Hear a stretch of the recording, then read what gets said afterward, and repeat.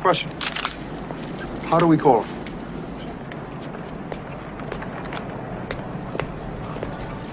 He gave us a signal.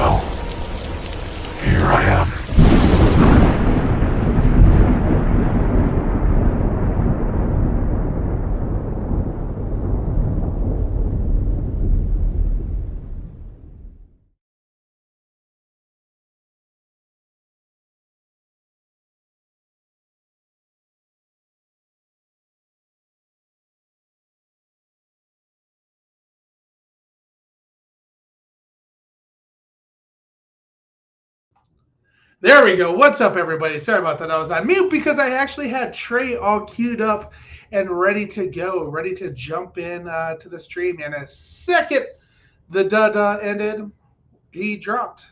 Trey dropped. And it figures, we made him, uh,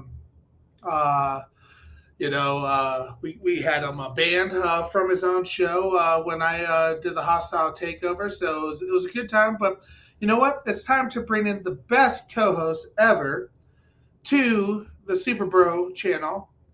Let's bring him in. You guys know him as Trey. Hurtful. See, this is what happens when you steal my show. My connection drops right before my show. And I was good on this side too, man. I mean, yeah, it's a good luck for you. Strong side. Left side. I guess I'm on the left side. Yeah, just one of them things. But what up, Gotham Guardians and Arkham Adversaries? It is your co-host Trey at the Bat Channel, and it just doesn't flow anymore. Just doesn't flow. This is the Super Bro channel, bro. We go back. It's the Super Bro channel going back. Corey, you actually did an incredible job on that show. I'll give you mad props, sir. Yeah, thank you, buddy. Yeah, it was a good time. We had some new people on. Bad Dan. I know you got people that haven't even been on when I've been on. Oh my God. Well, I see how you are. Got them connections, Trey. You got them connections. Clearly, I don't know more. But guys, as always, it's great to see everyone here. Make sure you follow us on our other social media pages like TikTok, Instagram, Twitter, at @the_Bat Channel. You can reach out to us and tell us what you guys want us to cover in the future. Some other topics and other content that is coming out that you're interested in hearing us give our view on, or just let us know what has you excited for the upcoming future, especially in the DC world. Or you can follow us if you're still over there on Facebook at Holy Bat Channel. Some jerk stole it from us, but hey, we'll make it work nonetheless. But as always, it helps us out so much when you guys smash that like, you share this video, get all your friends in the chat. I want Corey to struggle today, when he's trying to keep up with everybody. So invite your friends, get everyone here into that chat. We're going to be discussing Black Adam, the Dwayne Johnson film that has been in production for literally 15 years. Finally, it is in theaters now for you to watch and give your own takes on. But we're going to break it down in our spoiler review with our fire panel. So make sure you guys smash that like, share this video, subscribe, and hit that notification bell so you never miss an episode. And then here we go. Are you ready, Corey? Are we ready just to bring in this fire panel? Dude, I think we should be. I think we absolutely should be. We have one that we've seen before many times, and one that I've seen before, but you haven't. So, bring him in. Struggling. He's struggling. Struggling. Yeah, I thought are you going to doubt some? Oh, Or? did you? Well, I mean, he technically I can't announce it because you're the one that brought him in. All right. Okay. That's Cool. it. So we'll keep bringing him in. You know him as the Zod Rider. Kneel before Zod. Zod. Hey guys, What's up, brother? oh, it's just a pleasure to be here with you two gentlemen. It's beautiful. Thank you, buddy. Yeah, no, we're happy to have you. And yeah, let's. We may be losing Trey again. Yeah. Trey's too busy checking his watch and he's checking it twice, and he's got some things to say, and now he's being silenced. So we'll just. Yep. You know, I think maybe they heard some of our hot takes in the back, and they're trying to shut Trey down. That's Probably. Dwayne Johnson was like, "No, sir, not today." But Trey, we have one more guest as of right now. So I had him on the Super Bro channel show, and it's time to bring him in to the Bat channel. Welcome to Ladia Plays.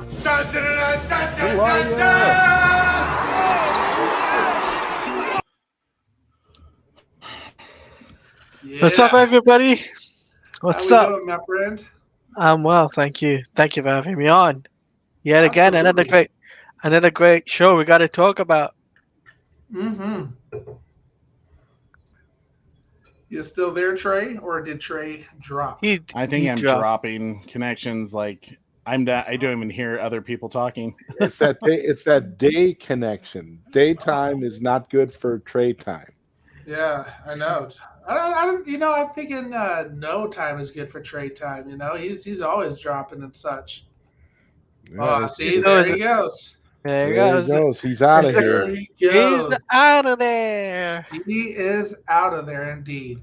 Well, considering that his take was going to be a bit controversial, it's sort of, you know, yeah, I agree. sort of fitting. It's sort of fitting, you know. Right. It makes sense, you know. The Black Adam is not pleased with Trey, I think. So Snyder Queen, what is up? Let's do a quick shout out to the chat right now. Who all do we have in here? We have hashtag Restore the Snyderverse guy, Black Adam. What is up, my friend? We have the Batman Who Laughs, 9 Lives in Hell here. Lucas Ironside, Red Hooded Outlaw. What's up, buddy? Trevor H in his house. Chad Snyder first. Oh So Fresh. You know we have the Batman in house. Carrie Kelly, what's up? Mistress of Mayhem. Joker's Wild. Let's see here. Scrolling down. Socks bulletins. Hope you guys aren't wearing any socks right now. Watch out, chat. Watch out for the socks killer. Snyder Queen. Let's see. I may have missed some people. Did I get everybody? I think so. And just in time, Mr. Batchan himself has come back. Oh my! Finally, it's gonna be a rough show if the connection just keeps dropping. Is it like snowing or something there? Like, what's going on, buddy? I have no idea. Oh dear, am I dragging again? Well, the video is. Oh, but my audio is with it. Yeah, for the most part. Yep. Okay. Well, here's what I'm do. Hopefully this will help. I'm going to turn off my cam. You're roboting on a level that is we're just gonna go Optimus Prime right now. Mm-hmm. The best part is Trey it's boosted up his internet speed. He's right, yeah. Done some crazy stuff, and it's just getting worse and worse.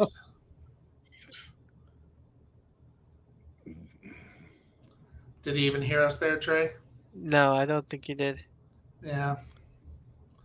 Now we don't hear him at all. Look at him. He looks like he's an artificial intelligence. And kind of like what we did the other day, you know, messing with Trey. I mean, he went from being the Bat channel to Brainiac. Pretty much. And there he goes. We lost him again. See, again, like I said, it's all about the time of day. See, you didn't have this problem when the show was on at night. Trey was all good. Yeah. I'm not sure what he did. He like updated something in his internet, and like since then he Shouldn't got, have upgraded nothing. which is crazy because he went to faster speed, and No. he's having a harder Yeah, time. It it seems was a like since lie. then. He didn't read the fine print. Yeah. It's probably metric internet in a different Mhm. way. Like so it's yeah, so it's actually not faster than the internet that he So we're had. not even 100% sure, guys, if he is going to make it to the panel to just talk Black Adam. Right, I know he's struggling hardcore. He. Here we go. All right, how are we doing? There he is. Oh, Yeah, there we yes. go. Yes, pay attention to me, the icon of the Bat Channel. Maybe No, don't add the don't put- PowerPoint. If you want to send it to me real quick, I'll add it. Good point. Your internet And cannot. don't go on video, Trey, because that Yeah. will yeah. mess you up. Your internet is metric. Watch as I try to send this email to Corey, though. It will be the worst thing ever. You've closed out of the hub too, right? Let's see here. Upload. DC Talk, what's up, buddy? Good to see you today. DC, my man, it's always good to see you here, brother. I saw Corey already showed everyone in the chat. Thank you we guys so got much TJ for being in the here. house too. What's up, TJ? TJ, of What's up, course. TJ? As we're about to have a fire show, my connection decides to not be nice. Can you blame it? Yeah, your connection is most definitely not fire. No, it's not a fire connection. A fire panel, fire think- show. I think your internet connection is checking his watch. Yep. Pretty much. Okay, Corey, it's uploading. Hopefully that will. And it's funny I as it's bet, uploading, you're though, struggling I talking too. feel it. You are Right, your I'm audio is losing tripping. Cut You know it out. what you might need to do, Trey? You might need to reboot your modem. Oh, That might work. Well, in that case, Probably. Corey, if you want to get this party started, so that way I'm not holding anything back, and I don't want it to be I a think- 20-minute I think- waiting on Trey. I think if you Go ahead and get Trey, the show started. Trey. I am going to. Are you going to reboot it? Because then we might lose it forever. Yeah. I think if you're going okay, Yeah. going faceless, we can go. Probably, but in that case, Oh man, is he just really struggling from what we're talking about now? No, he's struggling as it is. Yeah. Let's see if I Reboot get your the internet, PowerPoint Trey. back from. Reboot your internet.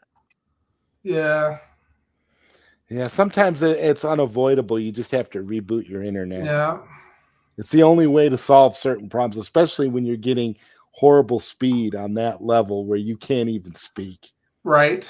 Yeah, he's pretty bad right now. Like I haven't even seen the PowerPoint come through yet. So we'll do the one that we made the other day. Let's see. I think maybe probably. Probably. Mm-hmm. Let's go back a little bit here. All right. Oh man, look at all. Juan, what is up, Juan? We are a struggle bus today. Trey's internet is having trouble. I told you The Rock was our best hope. That's a good point. South Cali guy, what is up? Good to see you again, my friend. And Daniel Martin, what's good, Zod? What's up? What's up, Daniel Martin? All right. So as Trey said, we'll kind of take a deep dive into it. Everybody, this is going to be a spoiler review. And that means we're talking about special things that happen. This is your spoiler warning, everyone. It's not just a signal, it's a warning. Pow. All right. So, Been warned. obviously, you have been warned. So, there's going to be stuff that's talked about, things that, he said he just sent the PowerPoint. There it is. Things that a lot of people may like, and if you're Trey, some things you may not like. So, Kind of jumping right into it, Zod. Obviously, first take before we dive completely deep in. You saw the movie. I believe you said yesterday. Yes. Okay. Yes. And kind of tell me about your theater experience. Was there a lot of people It there? was it was a medium filled theater.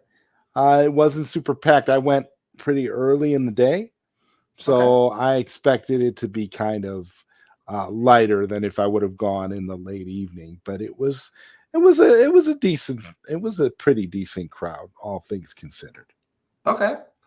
And then Talati, I think you were talking about seeing it potentially another time. Did you have a chance to see it I watched it. anymore, or I watched it Friday. Remember, I told you this last night. I yes? I did that. I watched it Friday, and then I'm gonna watch it again on Monday for refresh and whatnot.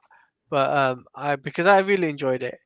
That's what I'll say. That I really enjoyed it, and as we discussed on a non-spoiler review, is that what we said was it was a crazy week for me as I was covering Gotham Knights, and then I was doing Super Sons, I was doing all these different things. Hmm.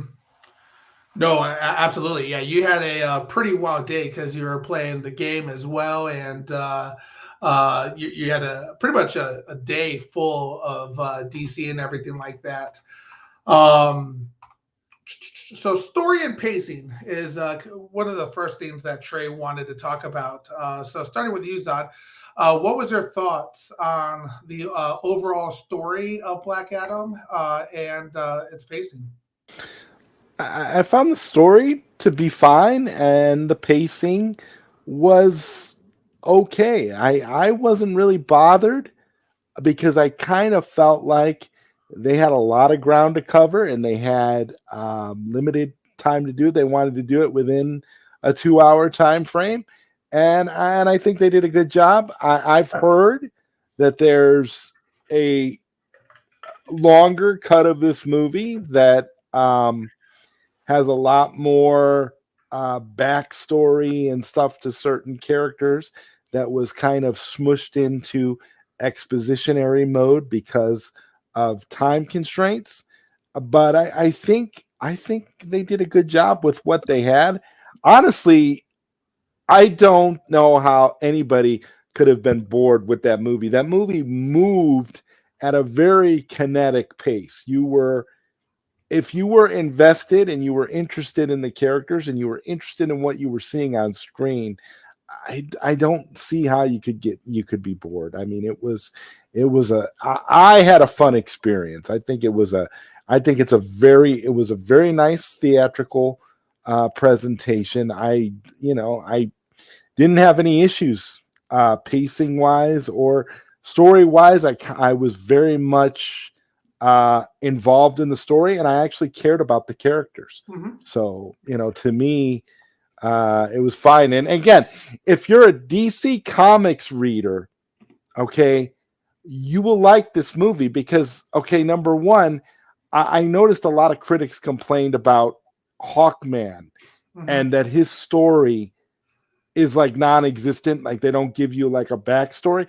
But if you know the comics, you know who Hawkman is, Hmm. and the character is done well enough in the movie as like the leader of the JSA to where you don't necessarily need to have a crazy backstory. I kind of felt like this movie did a good thing by just kind of throwing us into the story and not really giving us too much exposition. I think they did a good job.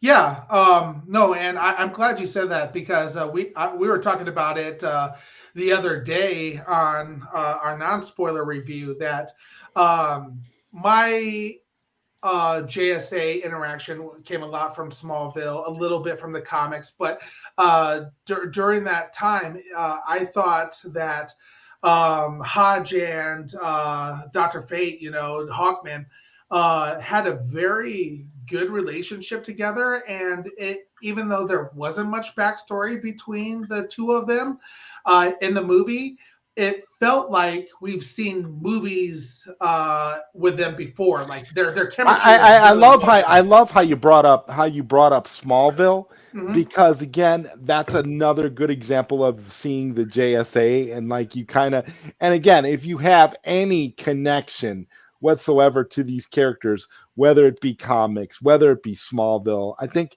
the JSA, and if you know, like again, for if you know who Hawkman is, Hmm. and Dr. Fate. And let's be honest, the relationship between Hawkman and Dr. Fate was amazing. You could Hmm. tell that those two characters have been through a lot of stuff together. You could tell that Dr. Fate is this is a legit relationship between these two. Their friendship is on point, and they did a great job. I felt like I was watching the culmination of a couple of people who'd worked together for the longest time. That part wasn't lost on me at all. So I kind of so again, that I guess it was just, maybe it was just good chemistry between Hmm. Hawkman and Dr. Fate, but I thought it was amazing. I I completely thought agree. all the actors did an amazing job with their characters. Hmm. Hmm. Absolutely. How about you, Taladia? I mean, for me, I felt like the story and was great, and I felt like the pacing was okay. There was nothing bad about the pacing. It went the backstory of Black Adam was great. I felt like we got what we needed to see for the beginning. Um, but obviously when they showed the JSA members, I mean, can we can we talk about it? I think we should talk about it, shouldn't we? Because we're going full spoiler territory, right? Yeah, yeah, and we'll get deeper into each of the characters here shortly. This is kind of talking specifically about story, but yeah, get into whatever you like. We're in spoiler land now, Taladia. Yeah. So I was gonna say that they showed a big cameo, and I was just like crazy that it was one of the what's it called, Happy Mondays characters to be Hmm. in this movie, and I was just like, great. So he's the original Adam, and they brought a different Adam in, and I was just like, great. And but I would love to have seen their backstory as well, but we didn't get any of that. Hmm. No, absolutely. Trey, are you with us now, bud? Hopefully, does it sound like I'm with you? It does sound like you're with us. Yeah, yes, it does sound like you're with us, and it does sound like you haven't got internet issues anymore. Sweet. Well, that's good. That's half the battle, I guess. Well, thank you guys for sticking with it. I know our connection's been a little fun.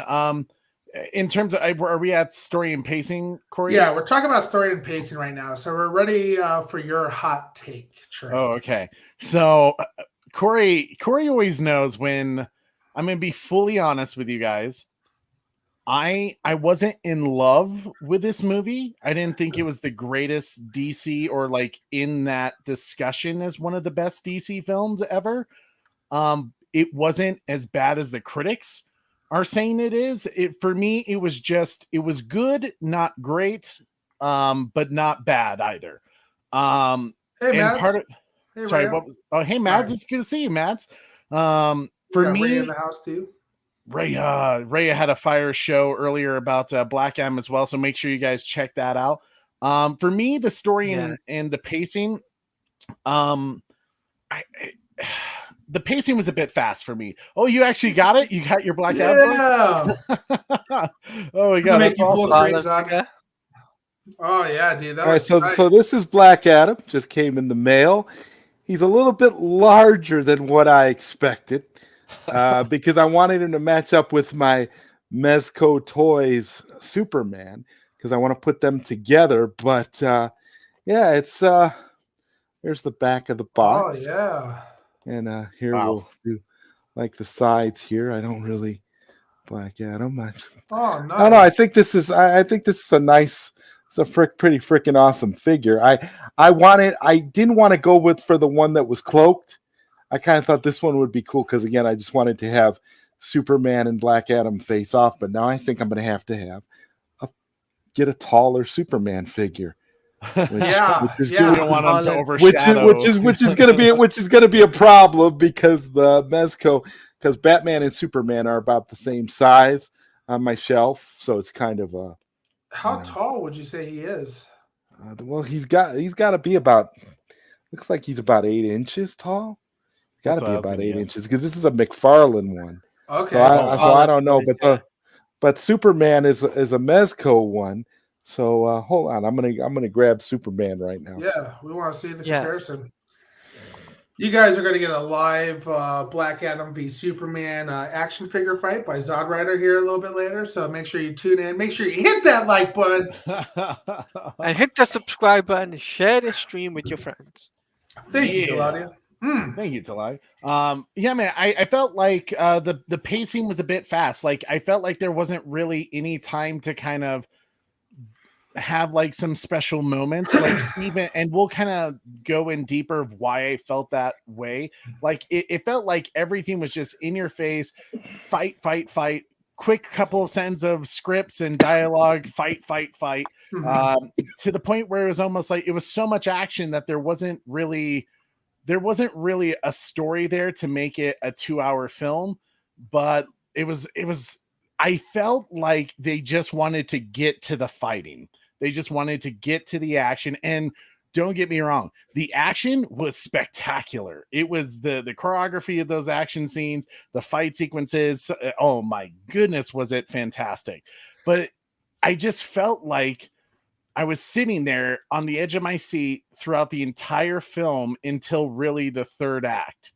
And that was kind of weird, of just nonstop, no decompressing moments, nothing to kind of like sit back, have some deeper character development. And part of that was how it was edited and how they did the music for this particular movie. Like the music was especially fast paced kind of throughout, and they didn't really allow you some time to, just kind of enjoy the moment or get used to these characters, because essentially you have to look at it as this is the first time we're meeting Black Adam.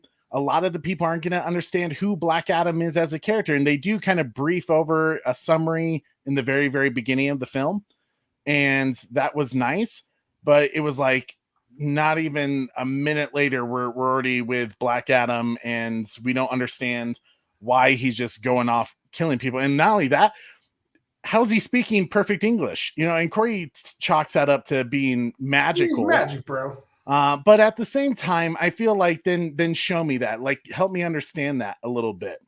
The fact that he, Black Adam is a what do you call it? Kondakian? I don't know. He's Kondakian, yeah. And everyone, his people are speaking with an accent, but yet he's speaking perfect English.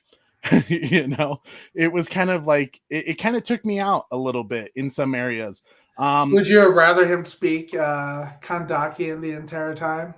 I mean, I think it would have, and maybe that's just my bad perception of who I think Black Adam is based off what I've seen in the Justice games and the animated movies. He's always kind of had a bit of an accent to him.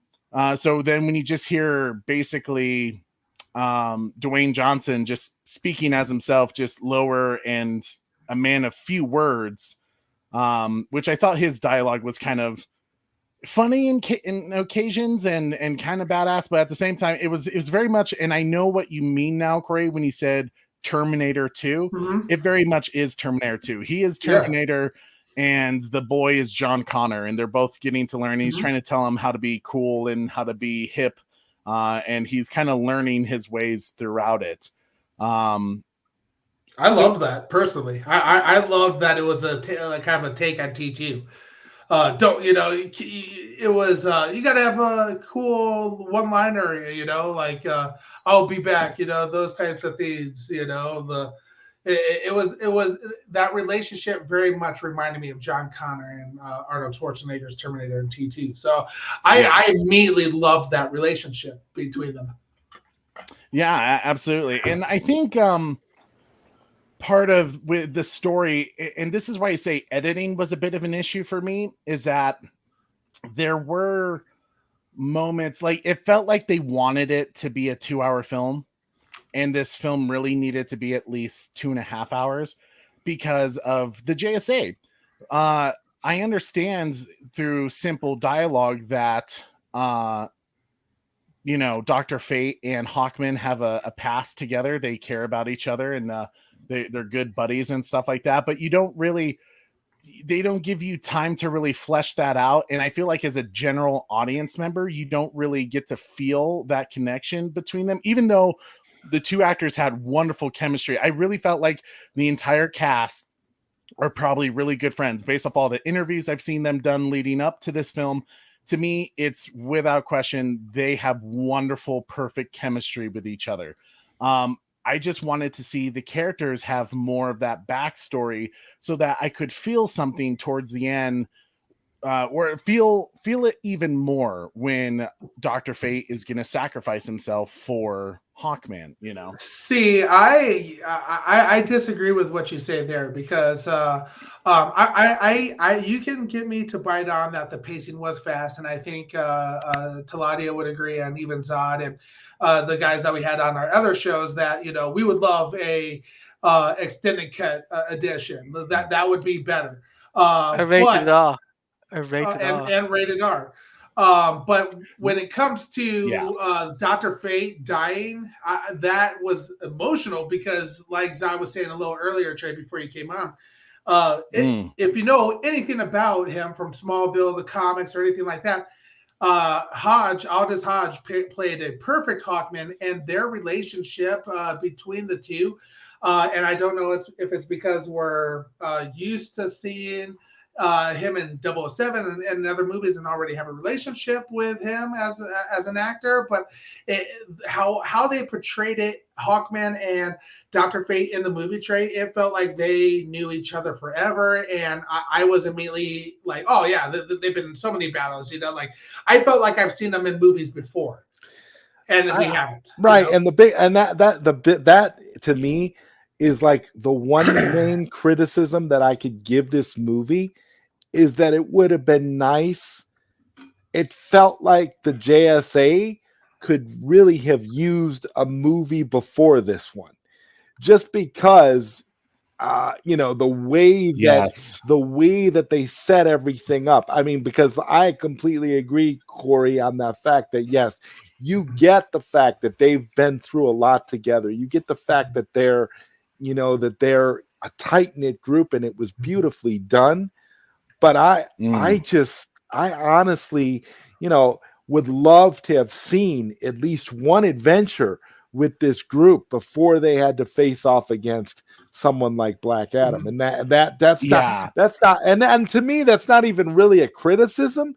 That just goes to show you how well the JSA functions in this movie, because to me, the fact that I cared enough about the JSA to want to see, well, it would have been nice to see another movie before this. I mean, the Dr. Fate character was brilliant, and Hawkman, and you see all these characters, and you're just like, these are great, and just the euphoria of being able to see these characters on the big screen together for the first time, and the idea that they've been around forever, and we just haven't seen any of those movies. We haven't seen any of those adventures. But then again, we have comic books, and we have the Smallville iteration that we can look at, and we can say, well, yeah, we've seen some of these adventures, we've seen some of these characters. So it makes sense from that perspective. But I really hope, based off of the success of this movie, that the JSA gets their own film at some point. Absolutely. And I really agree with you, Zod, because that was actually the issue I had with the film, is that watching the JSA together, it really made me think they would have been better served. Superman is puny compared to Black Adam. Superman is puny compared to Black Adam. He's about an inch, maybe an inch and a half. That's actually shorter, proportionate sizing. it's and so Dwayne Superman is taller than Henry. Yeah. I think I can kind of make it work on the shelf. If I have to, I'll put Superman on a higher base so that he kinda, there we go. So that he kind of towers up against the Rock here for a little bit. It's kind of ridiculous. I don't know if I could have the two of them fight, but I do like being able to have the two of them, together. That's kind of cool. And Batman is, I got Batman on the shelf. I didn't pull Batman, but But Mezco Toys does a great job with the sculpting for Henry Cavill. Yeah. I Well, it just looks have to like say, they it really looks need really to talk, good, you and know. yeah, they really need to talk. So once they have their conversation, it'll be great for another movie. But again, we've got to we need Mhm. see. But this is and again, this is great for DC because this is great world building. The idea that the JSA that we haven't seen any adventures, but they were good enough to where we want to see more of them. So it's world building. It's going to lead to an inevitable, JSA Justice League thing or whatever. We're gonna eventually see all of that. This is a 10-year plan that we're working off of here. So I mean, I think we're gonna get everything, and that this Black Adam movie is gonna age very, very well because it's going to fit in with all the stuff that we're going to be getting later on. Remember, this is just like the first step in kind of rebuilding. Mm.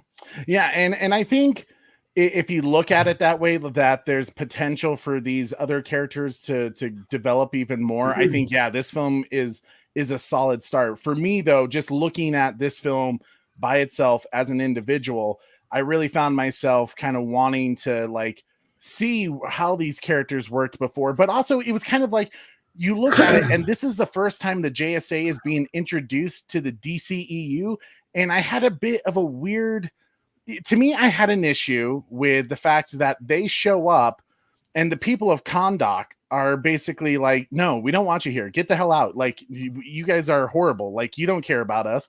The Black Adam cares about us.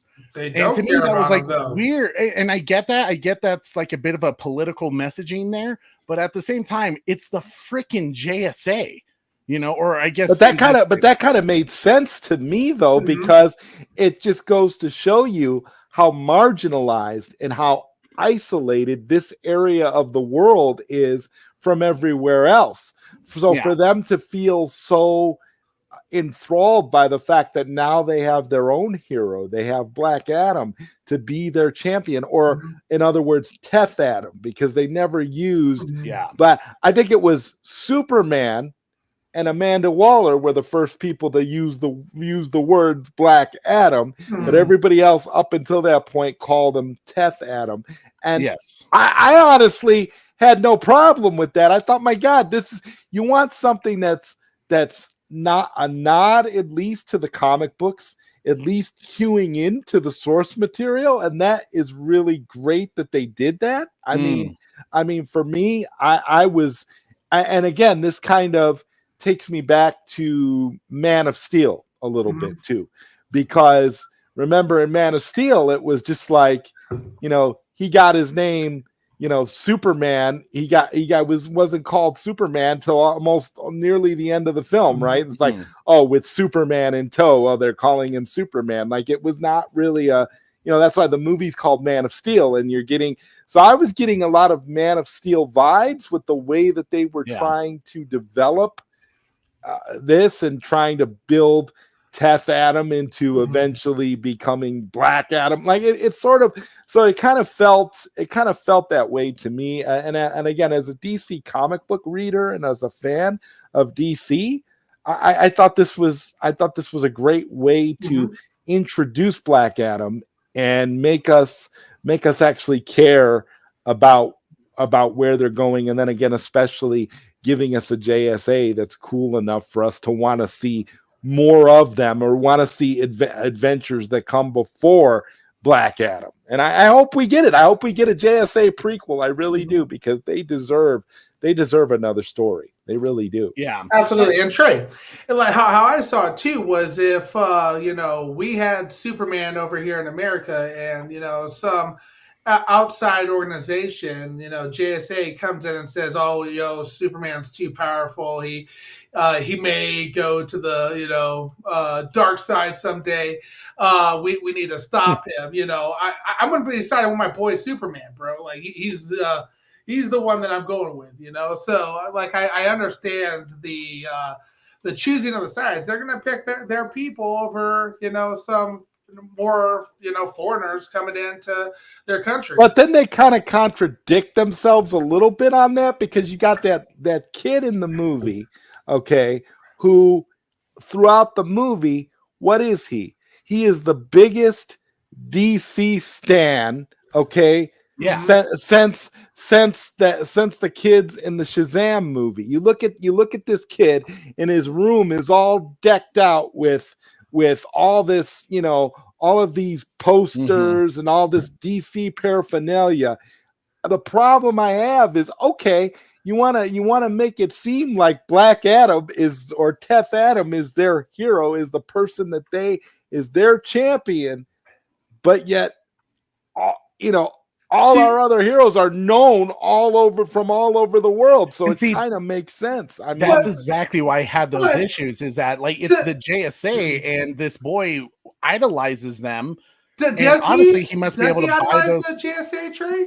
Well, okay. I saw Superman. I saw Batman. Fair enough. It has the DC superhero. He likes the Justice League. Yeah, but it also doesn't have anything JSA up there. Sure. Okay, I'll go with that. But nonetheless, to me, there's still this weird thing that the JSA, right? They're the good guys. Like, we know they're the good guys because of what we know of the comics, and yet it was a weird feeling to see everyone kind of shun them and push them back and be like, we don't want you here, get going. And it's like, this is the first time you're seeing the JSA. I want to see them like not glorified, not like praised, but like, this is the freaking JSA. They're the cool guys, and Black Adam, as I've always learned from the movies, from the animated movies, the comics, he's always kind of been the bad guy. And for people just to be like, oh yeah, Black Adam. It's because this is where Black Adam is from. And this I get his that. home. This is his home turf. It'd be like it'd be like if they make a movie on Apocalypse and you're wondering why everybody is worshiping Darkseid instead of the Justice League. You got to remember we're dealing with I do place around the world. But that's why I think this film would have been better served if, rather than introducing the JSA in this movie, they should have had their own movie leading up to this point. Because it's also weird that, like, why is it that the JSA didn't give a crap about this place, yet they were fully aware of the magical resources that this country had? They knew about, like, they had all this history and records on Black Adam and everything about this place, which would, in my opinion, I would think serve to be intriguing and enticing for them to investigate this area, especially when they find out a group is stealing from them and taking their resources. But now all of a sudden, you're talking about Intergang. Yes, Intergang. Yeah, they see, but this just goes to show the isolationism of this area of the world, this part of the world. They only care about this part of the world when it becomes evident that something from this part of the world could infect the rest of the world. And like Sammy points out, the JSA is supposed to be a secret government organization. So this is one of the reasons why the JSA is not known everywhere. It's sort of like, they're known every now and then, and you can get a glimpse of them, and different, there's been different iterations of the JSA in the comics, but the whole point is that, this is why they work with Amanda Waller. This is why they're, because Waller is kind of the high up there. But again, to your point, Trey, they're not. They only care when it's something that can filter over. So that's why then you send in the JSA. Then you send into, and then if things get worse, then who would you send? You would send the Justice League. You would send Superman. That's why it's so important that at the end, when Amanda Waller sends Superman to confront Black Adam, Amanda Waller sends Superman to confront Black Adam because they are aware of the power that Black Adam has. But also at that point, I feel like they've already, where the movie kind of curves a little bit, is that we kind of get an idea that Black Adam has already been kind of domesticated a little bit as a result of what's happened with the JSA. So he's not going to just be a maniac and be wreaking havoc all over the world. So, but the idea that she would send Superman to confront him It's a power Yeah. move on Amanda Waller's I part. just get the sense, and part of this I think you can blame on the fast pace of the movie and not really hashing some of these ideas out, because the fact that Black Adam comes back comes back, and then Amanda Waller is sending, the JSA in a pretty quick response, and they already know that that the Kondak people, they don't know the true story, but somehow the JSA and Amanda Waller know that Black Adam, when he first rose, his rage almost destroyed the entire city. So to me, that tells me they're very aware of Kondak and that they were prepared and waiting for this moment so that they would have a quick response to it. So therefore, that's why I'm kind of like, if they would have hashed it out, if they would have kind of slowed it down in some areas to kind of be like, explain, one, how does Amanda Waller just ready to have this quick response to send over a team to take down Black Adam, and yet not give a care about these people? That's where I go, there's something, But it's too fast paced. I don't know if necessarily Amanda Waller really cares about anybody other than, us over here, So we see her constantly using things in the favor to advance, kind of the American government side of things, Sure, but if that's the case, then why is she, I mean, she's known about Kondak and their resources and their magical rocks that they have, there's resources that they have there. Then why is Intergain stealing the resources and not America? Why is it not Amanda Waller's team taking the resources out? That's where I go, okay, there's some like connections here that aren't being made. All right. I want to bring up Snyder Queen's comment here real quick too. She says, well, it shows us halfway through, after he says Shazam, he can't speak English again. He goes back to Kondakian. Mad's Mama Bear also said that as well. So kind of your complaint about how he's speaking English, Trey, and then goes, I don't know if that's necessarily a great Egyptian issue. Yeah. The reason why I still have issues with that is it just simply, there wasn't like, it's one of those scenes where like, I felt like with Zack Snyder, he can tell stories through imagery, seeing this. Oh, what's up, father-in-law? The ham smacker says, skip Black Adam, wait for Wakanda forever. I did not say that, sir. No. Not my tempo. There's some controversy surrounding Wakanda Forever right now anyway, so whatever. I mean, hey. Michael Scott's in the house. Hashtag free Andy Dick. Yeah, he got arrested, didn't he, recently? Oh, did he? I don't know. What did he do? Like burglary or something? Oh my God. Well, it happens to the best of us. But it's just one of those scenes. Like, I feel like if they would have just hashed out a few of those scenes, to kind of help explain some of those scenes, but you just felt like they knew they had a 2-hour runtime. Trey needs everything explained and spoon-fed him. No, I mean, it needs to, like, you need smooth storytelling, though.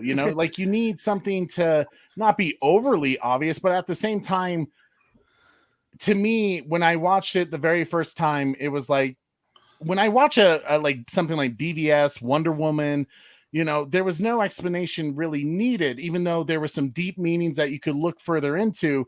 You understood what was going on, and they took their time with it. And I felt like with this film, it was kind of just like, cool, I just want to get to the part where Black Adam beats the shit out of people. That's right. That's what we want. I mean, sure, but this is Black Adam's. I mean, do you realize this movie originally was supposed to get an R rating because of the violence? And I totally think that would have helped this. Yeah, I think that would have been great. I wish it would have gotten an R rating. Yeah. And that's why I'm hoping when we get the extended cut or the director's cut or the ultimate edition, whatever it's going to be, it's going to have all of that. It's going to have that extra hour and a half of material so that Trey will be happy. Yeah, that's what I want. That's what I want. It'll be like how we are about BVS, right? Oh, right. Like we liked the theatrical cut, but once we saw the ultimate edition, I mean, we'll never watch the theatrical cut absolutely. again. If there is an ultimate cut, I think that that's going to adds happen. those 20 minutes that explains a few little things and kind of really makes it a smooth storytelling. And I feel like just the fact that it was just so on the edge of your seat until really the third act. And this is why I say I didn't like the movie from the first and second act, because I feel like they were just pushing it along to get where they wanted to go and didn't really want to explain why they get there or why they have to get there. Mhm. You know, they just, the third act kind of wrapped it up in explaining why does Black Adam keep going back to the statue. I and think they staring up kind at of it. did. I think they kind of did, and I think they just did it in a subtle way here, where Daniel Martin says, "I wish they would have connected Inner Gang more to Darkseid and Apocalypse." I think they kind of did, but it's just very subtle. And if you're a DC fan and you're watching for it, it's there because that technology is not of this world. But see, that's where I say if they would have added those little hints to the general audience, because I was looking at it at that as well. Like, I am a DC fan. I have read the comics. I do know some of the backstory. I don't really know Black Adam's backstory a ton, but like I know the majority of DC world. But like I also look at it from the standpoint of someone, because DC fans can't just take a film to $1 billion mark. You're gonna have the general audience have to do that. And looking at it as a general audience member, I feel like they're going to be confused on some of the things that happen because they haven't read the comics. And I feel like that's what Zach does, and some other. I don't. Do. I feel like the general audience just wants to be entertained for 2 hours and just wants to see a lot of action, a lot of fighting, a lot of explosions, wants to see The Rock do his thing, wants to see a bunch of superheroes fight. That's what the general audience wants to see. Well, clearly, and that's why you have an audience score of 90% right now, because the audience likes these types of movies where they can go into a theater, turn their brain off for 2 hours, bring their children, eat their popcorn, eat their snacks, fill their gob with whatever, and enjoy the movie. You know, that's what it is. And Corey, you're gonna love this, and maybe this is the bad part, is like I kind of been looking at this year of like what has been the best movie of this year, and to me, it's easily right now Top Gun Maverick. Top Gun Maverick was a well-told story that had fast-paced moments, intense moments, but it also had those moments to bring it down, slow it down, and make you feel something. And I felt like this film was just go, go, go, go, go, go, go, slow moment, and then fast moment, and the movie. And it was like, to me, I didn't like that pacing. I didn't like go, go, go, go, hit the 100-mile mark. Movie, the what you're describing right now, I hate to break it to you, Trey, but what you're describing right now is the way critics describe Zack Snyder movies. What you're describing right now is exactly what they say about Zack Snyder movies, and is exactly why they don't like Zack Snyder films. See, this is the thing. They are comparing. Okay, and I have to point this out. They're comparing this Black Adam movie to the Zack Snyder DCEU movies, and for the very reason that you just brought up. You just brought up the critics' biggest thing. You know, I don't agree with that, because my whole thing on that is like Zach knows when to slow it down. No, I didn't say it was correct. I'm just saying that's what they say. That's what their gripe is with Zack Snyder films. So now they're looking at this movie. This is the reason why critics hate this movie, because they're basically taking this movie and aligning it with Zack Snyder's style of storytelling. You think the critics don't like this movie because they compared it to Zack Snyder's films? They feel that it is a Zack Snyder type movie. Zack Snyder-esque. They don't like, they feel like it because of that. They take any movie that has, slow-mo, fast-paced visuals and that kind of stuff, and they make it seem like, oh, that's Zack Snyder's signature. So therefore it's bad because it's following the blueprint of what Zack Snyder is doing. But see, that's where I would tell you, I don't think it does follow really, like, even though, and Corey, let's go ahead and go to our next topic here, Okay. of talking about cinematography and the director. Now, there were moments cinematography wise that when they were doing some of that slow motion and, the action sequences where the explosions are happening and you're just seeing how fast and how powerful Black Adam is.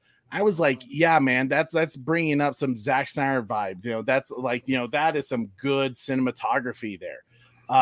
Black Adam in that cloak too. Oh yeah, Wow. absolutely. So In that cloak, like, phenomenal. I thought it was like, those were some of the moments where I was like, okay, they're on to something here. But there was a certain thing they did that kind of took me back away from that, to where I wish they did something a little differently. And I get this is like probably some people either pay attention to this or don't care about it at all. But like, I really pay attention to the music, and I didn't like the use of Yes, like Snyder Queen. other people's Yes. music.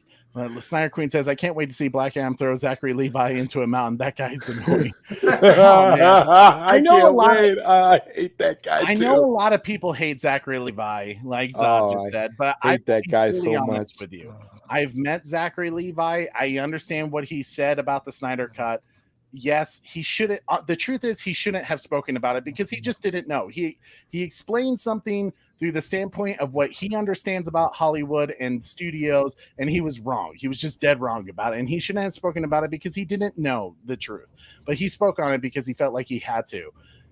I can tell you, after meeting that guy in person and paying close attention to him at the Denver Pop Culture Con a couple years ago, he is actually a genuine great person. Like, he was the only person, he was the A-lister that year at the Denver Pop Culture Con, and other people were wow. like, putting curtains around their booth so you couldn't see them unless if you paid. That guy had the largest line out of everyone, and he took minutes with each person. And I mean, like, sitting down with them being like, tell me, like, what's going on, like, how's your day going, how's your life?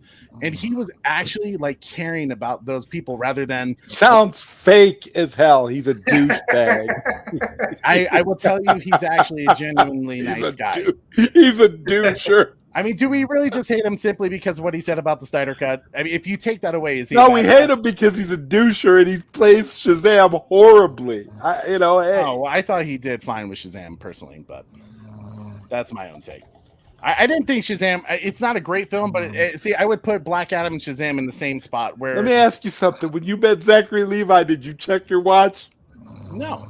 Okay. I was just wondering. Is Tiladia asleep? Tiladia? Sorry. Oh, sorry. I wasn't paying attention there. I was just dealing with something. Oh, gotcha. everybody. Yeah. What were you saying? We were just talking about the cinematography. Well, we were talking about Zachary Levi a second here, arguing about it. But with the cinematography, Tiladia, what did you think about the film of Black Adam and the directing? I think the cinematography for Black Adam was great. The visual effects great, and honestly, I was just like, wow, blown away by it. And do I prefer this cinematography over what's it called? Cinematography over what we got from Marvel? 110%. Oh, yeah, man. 110%. That's without a shadow of a doubt. So yeah. No, I was checking my watch. That's the best. I know that made me laugh so much when Oracle put that. Yeah, I was checking my watch. Oh my gosh. How about you, Zod? Cinematography wise, I know you've kind of talked about it, but how did you feel about it overall? In the directing. Well, the cinematography I thought was pretty dope. I liked how I liked all the things they tried to do visually, from a directorial standpoint. I think there's a lot of good stuff there. I'd be interested in this to see where this filmmaker goes with his next film, actually, after seeing some of the stuff that he was able to do here, and a very fast paced movie. Yeah, absolutely. Super Bro Corey, how about you? Dude, I actually liked the cinematography. I liked the action. I liked how he was just frying dudes. You know, we were talking about it on the stream the other night. The body count of Black Adam, dude. The second he shows up was phenomenal. It was like right away. I was like, oh yeah, this is DC. You know, like we're killing some people, we're dropping some bodies, we're torching some people, Trey.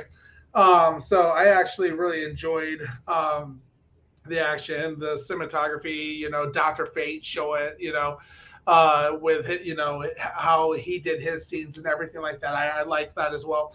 The CGI portion of it wasn't bothersome to me. Did some stuff look a little sketch, sure. But the biggest moment where I noticed CGI was a bit sketch was when he was wearing his cloak and he threw the airplane. That was the moment I was like, that didn't quite look smooth. But everything else was pretty solid for the most part. Yes, and agreed. I liked how he was able to, you know, like we've talked about this before, Trey, in the sense that one of my favorite things about Superman is how much he has to control his powers, you know, how he has to be gentle, taking us every step, you know, walking through doors or walking through everything, you know, opening a door handle. He has to do it with, you know, just a teensy bit strength. Otherwise, he'd be ripping apart. So it's fun seeing somebody slightly under him, but comparable power-wise, just, you know, just slowly just floating around, just busting through doors. And was it you, Taladia, or somebody who mentioned, you know, the slow version of the character's movements allows you to embrace what's the actual what it's like for the superhero. You know, It he's was seeing things that it was that Marcus it was either Marcus or Batan. Batman, yeah, one of those. Okay, Like I think it was yesterday. yeah, I think it was Marcus who said that then. But like you're able to see, you know, what it's like from that side, kind of similar to like how I mentioned like Spider-Man, where um, you see the, you know, the punch and you see it, you know, him kind of look back and forth. Tobey Maguire looking like, holy cow, I can see that. So that slow down side of things really got me into that side of the cinematography. How, you know, the Rock basically caught the rocket like a football. You know, just a boom. You know, that was a dope a shot in my opinion. So I was actually pretty Yeah. happy with the overall cinematography and directing of the film. I mean that shot though, that particular shot, that slow motion with The Rock, you know, facing up against gunmen, and you literally saw a guy had a bomb in his mouth. I was just like, bloody hell, Rock, you're gonna make a guy Mhm. blow up. I think that was pretty cool, Yeah. and it had that feel to it. It had BVS or Man of Steel vibe, like in terms of the slow motion stop. Yeah, I thought that was really wonderful with all the slow motion and that particular action sequence. The only thing that I would have done differently with that scene is me personally, I did not like the Paint It Black song with it. Really? I Yeah. felt like it didn't really match what was going on. I would have liked something either more cinematic or I mean, if they wanted to choose like a pop tune, a rock tune to it, that's maybe not the one I would have gone with. It just, to me, it like took me out of that moment, and I couldn't tell if they were trying to be funny or you know, like to me it's just in that moment it didn't feel right. I understand that may be my take, but for me it didn't feel right. um and plus the Black Adam theme was so, Lauren Balfe did, and we'll talk about the music shortly, he created a brilliant Black Adam score. Like, love it, Are we love it. talking about Lord Buff now, or what are we doing? Well, I mean, Bro, I'm that just score, saying. you know, I'm gonna say this, right? That score, I've been singing that theme score every time when I Yeah. wait, every time when I go to the bathroom. You I'm know, just that's like, so yeah. cool.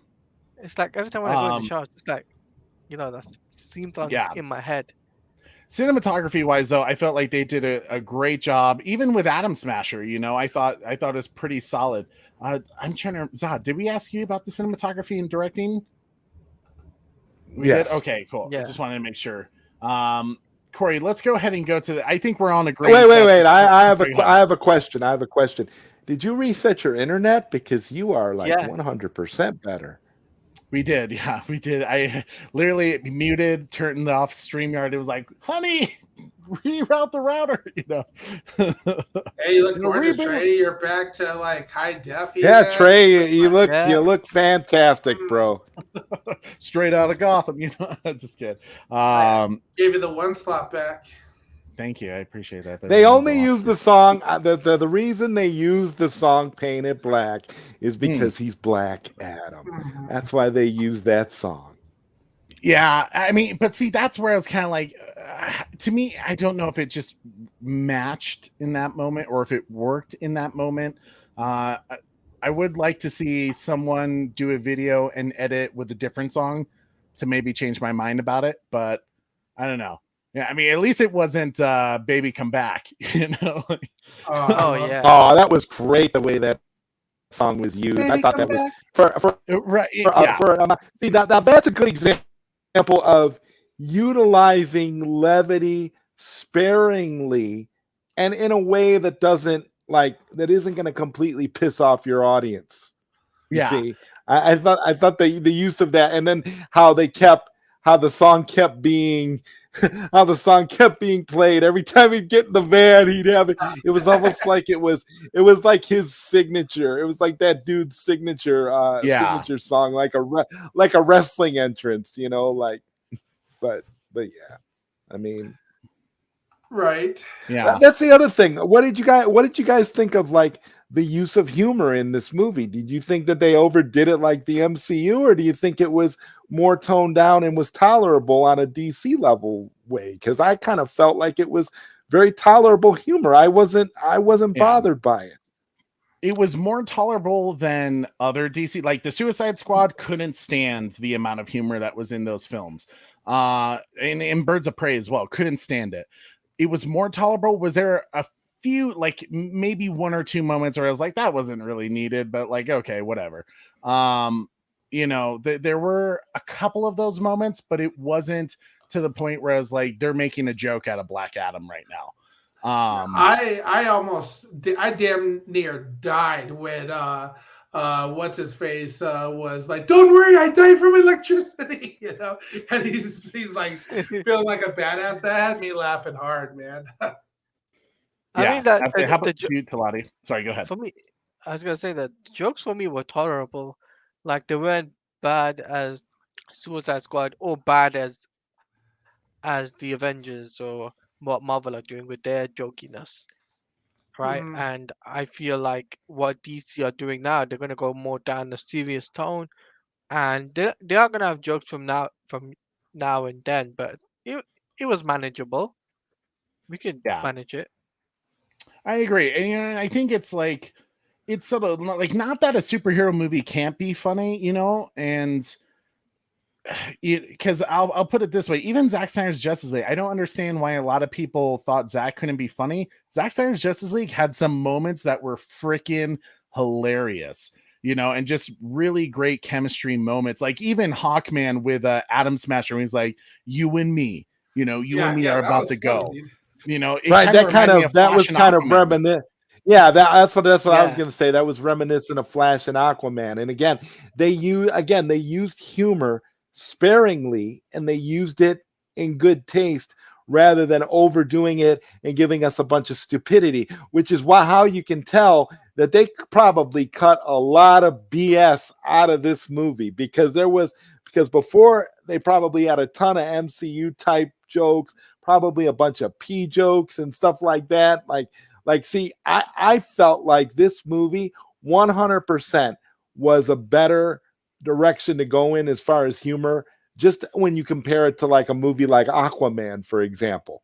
Aquaman had a ton of MCU style humor that just totally took you out of the movie, whereas here the humor was actually placed in spots where it made sense. Yeah. You know what? Aquaman is a great point to bring up, because Aquaman, I actually enjoy that movie. There are some moments with humor that I'm like, oh my God, that went way too far. And he made a joke out of Aquaman. But another perfect moment is like when they use that Pitbull song when he's coming out of the water. I hated that scene with a burning passion. Made no sense. Yeah. And it reminded me not a ton, because at least Painted Black wasn't like used in a funny way. The way that song No. was used in Aquaman, but to me, it was just one of those scenes that was out of place in terms of what was going on in that scene. Just some musical direction and supervision that I tend to pay attention to as someone who's wants to be a composer someday. But like that's I understand that's me and that's not everyone else, But overall, yeah, I thought Thor: Love and Thunder. Whew, that was a hard movie to get through. I haven't seen it yet. Yeah, well, apparently the critics like Thor: Love and Thunder way more than Black Adam. I don't know how they possibly could say that, because I watched it and I honestly, if I would have paid, I'm so glad I only watched it on Disney Plus, because if I would have watched that in the theaters, I would have got up and left. Easily. I like what Santa money Quay for sure. said here. The bit where Black Adam walks through the wall and the sofa gets pushed across the floor, and the dude was just looking up at him. People died in the theater during that scene. Yeah, people cracked up so hard on that. Yeah. And that was good, because that does kind of relieve some of the tension, some of the brutality of Black Adam in a way, but it's still kind of funny. And it fits the character, right? Like, he wouldn't give a shit. Like, just how he says, yeah, we had doors. I don't care, Santa Queen says, and I really felt bad when the uncle got shot in the kitchen. I was actually attached to that guy. I disliked him in the trailer too, so that's a cool thing for me. Yeah, I wasn't sure about his character. I thought he was going to be obnoxious and kind of too much comic relief, but in that movie, he actually ended up being one of my favorite portions of it. I would say that he probably was. There probably was a lot more out of place, stupid humor with him, but it was probably cut out. See, that's the difference. See, they tried to make this movie more DC and less Marvel, and that's and I think that's a step in the right direction. Yeah, I think that Black Adam had a lot of themes that it had to deal with as well. As you've heard The Rock say, you have the old regime on one hand trying to get rid and push away the Snyderverse, and everything that is involved with that. Because I did find it interesting that, the Bat logo in the kids' room, Superman posters weren't Henry Cavill. The only thing that was really Justice League was Aquaman, Jason Momoa. Yeah. So I think there was influences in this movie that was trying to destroy the Zack Snyder's Justice League, but or not connect to it at all. Not connect to it. But how Rock wanted to have it be, and thank God we got WBD to help save this movie by injecting some flavor in certain areas to try to. I was thinking, guys, I was thinking maybe Walter Hamada would have just had a post-credit scene with Sasha Calle's Supergirl instead of Henry Cavill. It's possible, absolutely possible. Probably, right? Like Black Adam. You're doing some product placement right now, Trey. Oh, you know it. Terramana, and this one's been aged in bourbon barrels. So this tequila right here, no joke. I don't like tequila. I'll drink this stuff, and I can just gulp this thing down. It's amazing. So yes, product placement for you, Dwayne Johnson, because I didn't notice. I'm sure there was somewhere. Yeah, I was watching. I was looking for it. I seen Black Adam on some energy drinks the other day. No lie, and I was just like, I just can't. This is Zoa Energy. Zoa Energy is actually pretty good too. Oh, there you go. Yeah. So get your Zoa Energy. Yeah, Zoa Energy. It actually exists. It's actually real. I'm just like, okay. Well, that's the Rock's energy drink. Yeah, right. That's his company's energy. This is their normal pre-workout without the Black Adam, but this one's pretty good too. I just tried this one for the first time the other day. So Dwayne Johnson, I expect that royalty check soon, sir. You're gonna make plenty of money with Black Adam. I expect my cut. I guess they didn't have doors back then. That was funny. Yes. Of course we did. How do we get through that? Right. He's just busting through walls. That was hilarious. By the way, I was gonna bring this up, right? That Rock energy drink, it just it got me addicted to buying one of those cans. So just because of Black Adam placement. So wait, you saw it in Black Adam? No. I saw somebody in the just UK the picture of him on the can. Yeah, I was just like, I should get this. So I was looking online just to see if I can get it. Okay. Okay. So guys, let's go ahead and talk about the cast real quick because I do think this cast had incredible chemistry. The cast was truly a highlight of this film without question. To the point where I really do want to see them continue on. But what was your thoughts on, obviously let's go ahead and start with Dwayne Johnson as Black Adam. He's been, connected and attached to this character for 15 years, and finally here's the theatrical release of Black Adam. Did he nail it? Was 15 years worth the wait for him being Black Adam? Zod, let's start with you. Well, this was the role that I believe, if he was going to play a superhero, this was the role that he was born to play. He definitely exudes the character in many ways. Not so much in the way that we've seen Black Adam depicted before, because again, we've seen him with a real thick accent. We've seen him with hair. We've seen him with pointy ears. So, but as far as The Rock portraying a character in DC, I think it worked out well. I think he did a good job. How about you, Taladia? I mean, we've seen The Rock from like this 15-year wait has been a Forever. long time coming. Yeah, it's been a long time coming. We've seen him in Tooth Fairy. We've seen, in Wings. We've seen him, in San Andreas. Doing that action movie. We've seen him in Hobbs and Shaw, and he referenced Superman in that. So this role, particularly because he was like, oh yeah, I want to play a superhero or a vigilante, so to say. This role is perfectly for him. And honestly, I think that the cast connect, what's the word I'm looking for? Connecting with him in terms of, you know, Chemistry? supporting chemistry works well, really well. Like Pierce How, Brosnan's Dr. Fate stands out. yeah. How about you, Super Bro? What did you think about Dwayne Johnson finally getting to be Black Adam? Was it worth the 15 years? Yeah, he did a fantastic job.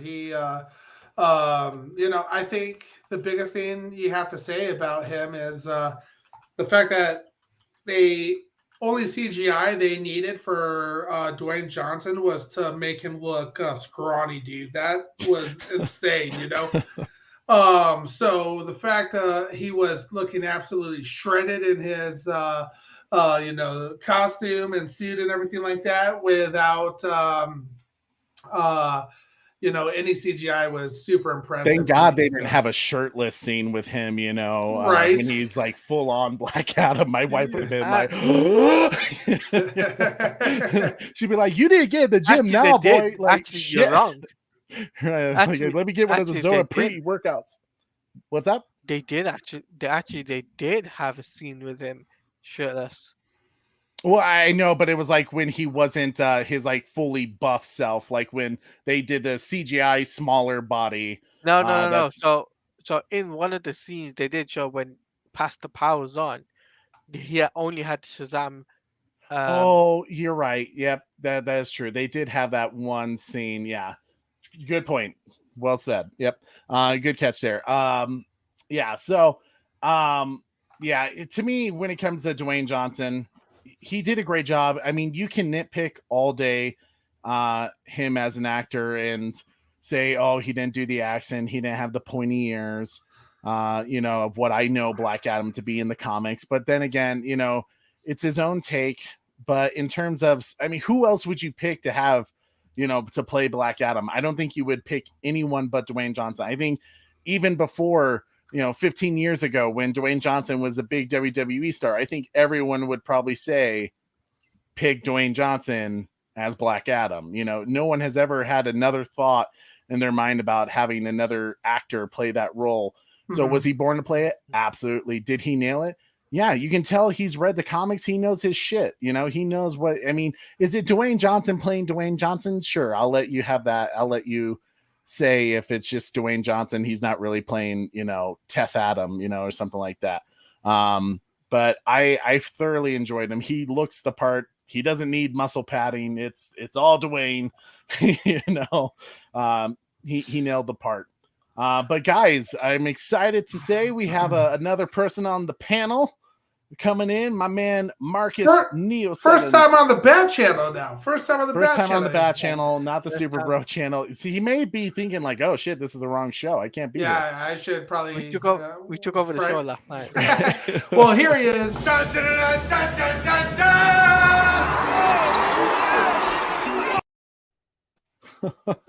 What's up, buddy? Hey, everybody. I'm excited to talk about Spider-Man. What's up, Marcus? Yeah, Oh, wait a minute. Well, hold on. Marvel, baby, yeah. Sorry, I'm late. I was asleep.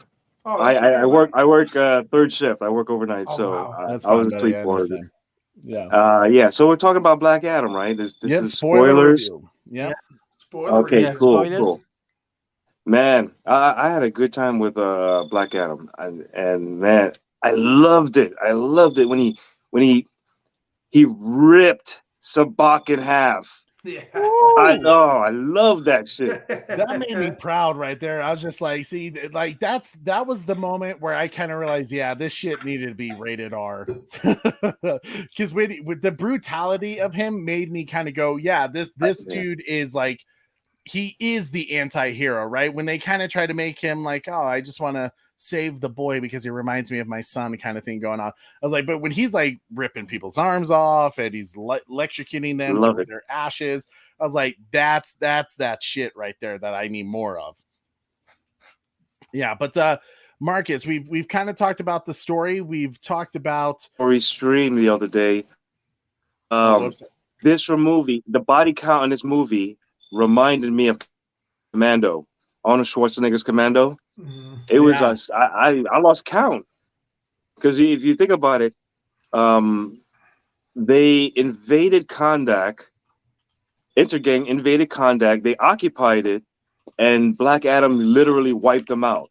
So you just think about how much of a how many members of Intergang was occupying Kondak when he basically wiped them out. So. Yeah. And he wiped them out gloriously. Yeah. Right. They really stood no chance with him. In terms of the cast, we did talk about Dwayne Johnson finally donning the role after being tied to it for 15 years. Out of curiosity, for the JSA, who were the characters that really stood out to you and were kind of like, oh my God, like, yep, would love to see them to either get their own solo movie or if you're just like, yeah, man, they should all just be in a team up film and the JSA should be kind of the subgroup to the Justice League getting their group team films as well that eventually will connect to the Justice League. What's your thoughts on how the JSA did? I think the JSA did fine. The top two that stood out to me was obviously Dr. Fate and Hawkman. I think they were fantastic. Now Atom Smasher and Cyclone, I think they were fine. I think a lot of that was especially with Atom Smasher and Cyclone, that's more of a demographic thing for the audience. It's more for like, you're attracting the youth because Noah Centineo, he's actually a popular actor amongst teens and younger people because he's done a lot of Netflix stuff. So he's actually well known within the younger community, the younger part of the community. But man, when you have someone like Pierce Brosnan playing Dr. Fate, you bring a lot of gravitas to the character. And when the actor that played Hawkman, you bring a lot of grit. You bring a lot of the serious qualities of the so-called good guy side, right? And then when you have someone like Dwayne Johnson, what he did with Black Adam, I was watching the film. And I'm saying to myself, that's Black Adam. Mm-hmm. I didn't see Dwayne Johnson. I saw Black Adam. I saw this guy, a man at a time, sure, but just someone that's totally badass.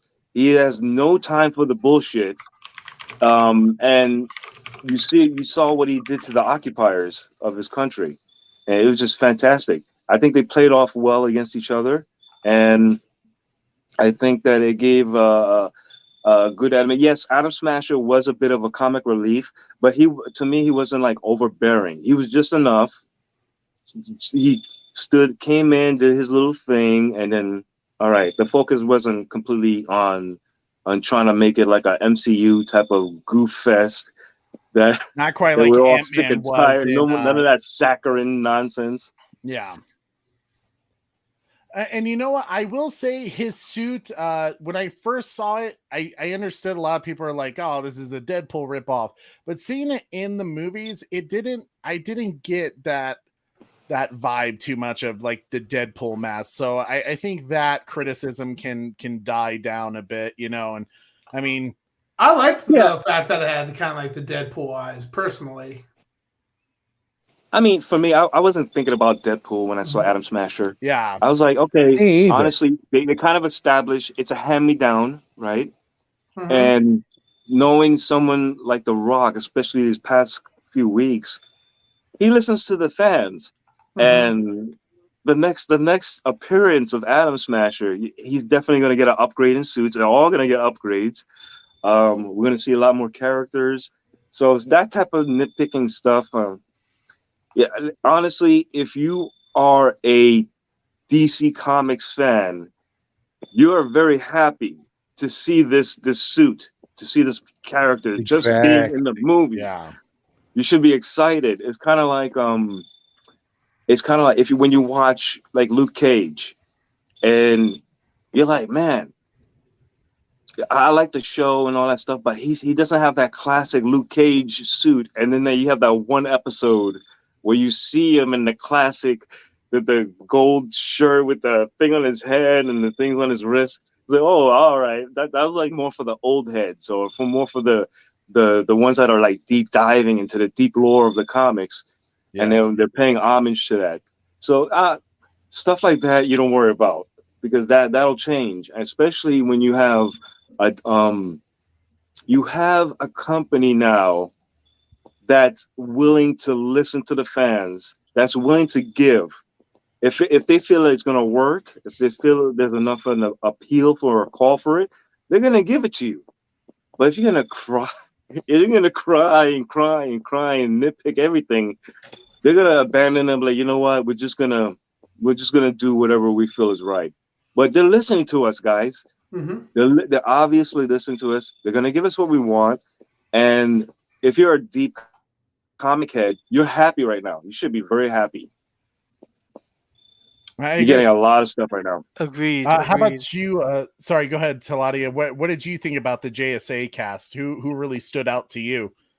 I said that it was Dr. Fate because Pierce Brosnan literally, it looked like it came out from a video game, from Mhm. Injustice video game. Like he had like the suit, the design, the visual effects, all was there. And I was just like, wow, we need a Dr. Fate solo film, by the way. I'm gonna put that out there. We need a Doctor Fate solo film because I think Pierce Brosnan will kill it in his own solo film that can predate Black Adam. Hmm.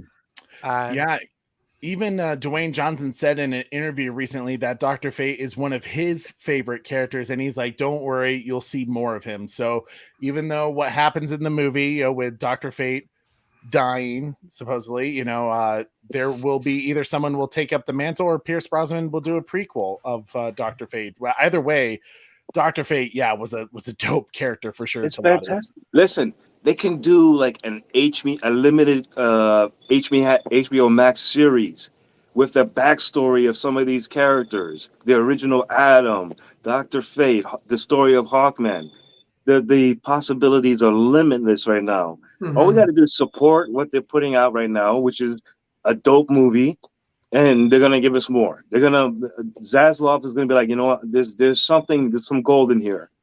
So we're gonna mine this. We're gonna nourish it. We're gonna put out great product for the fans to enjoy, and then help it expand.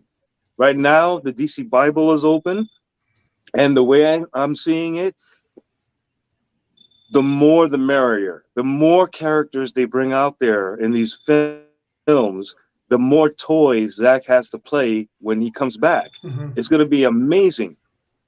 But the more resistance we get from the small group of antagonizers out there, it's just they're embarrassing themselves right now. They really are embarrassing themselves. Like I said on Super Bro Corey's channel, I Good plug. I was I was saying that this reminds me of like the later season of Justice League Unlimited, the animated series, when they Mhm. started bringing out these obscure DC characters, because they kind of feel like, oh man, we're coming to like the end, so let's push out all these characters we didn't get the chance to introduce, and you get like Mr. Terrific, you get all these fantastic Red Dynamo, you got all these fantastic characters coming out. And now imagine by the time Zach gets back, oh, we have a good chunk of these new characters out that we have not seen on the big screen before, and he gets to use that stuff in his Final Crisis, Dark Side War, whatever he's evolved his story to be. The world versus Dark Side, the world is the Justice League. It's gonna be it's gonna be fantastic. My mind is like the possibilities are it's like fireworks in my Endless. brain right now with what they can do with it. It's endless But possibilities, really. it's endless possibilities. But we gotta help with the process. Help nourish these films, help them become successes, while we can be vocal to WBD, and they're gonna listen to us. We're gonna say we want this, or we don't like this part, or whatever. They're gonna listen to us, especially if we have someone like The Rock and his crew on the console, or on the DC console, which you see how responsive he is with especially on Twitter, responding back to fans. So look at what's going on. Look what happened with the trailers. Mhm. Those are pretty damn quick responses, if you ask me. So just just guys, be patient, support these films, and then ask for what you want. They're gonna listen to you, but you don't be a dick. Don't be like a whining. Don't Yeah. be a whining baby and trying to sabotage every project coming out. Just let them know how you feel, but don't be cordial about it. Be respectful. Don't put like campaigns to like derail their projects. It's stupid. Mhm. Stop Mm. fighting them ghosts. It's done. They're out. Well, Hamada's done. it's funny that there was a bit of a campaign to derail the Black Adam movie, because they didn't do that when the Suicide Squad came out, a film that really slapped the Snyderverse across the face, right? But because David Ayer asked, "Hey, don't derail that project. It's rude," and he wanted to be a team player, they're like, "Cool, yeah, we'll do it." But for this film, they're like, "Oh no, we'll do it." Yeah. It's very interesting on that. But Zodwriter, how about you? What do you think about the JSA cast? Who really stood out to you? My favorite character in the whole thing was Dr. Fate.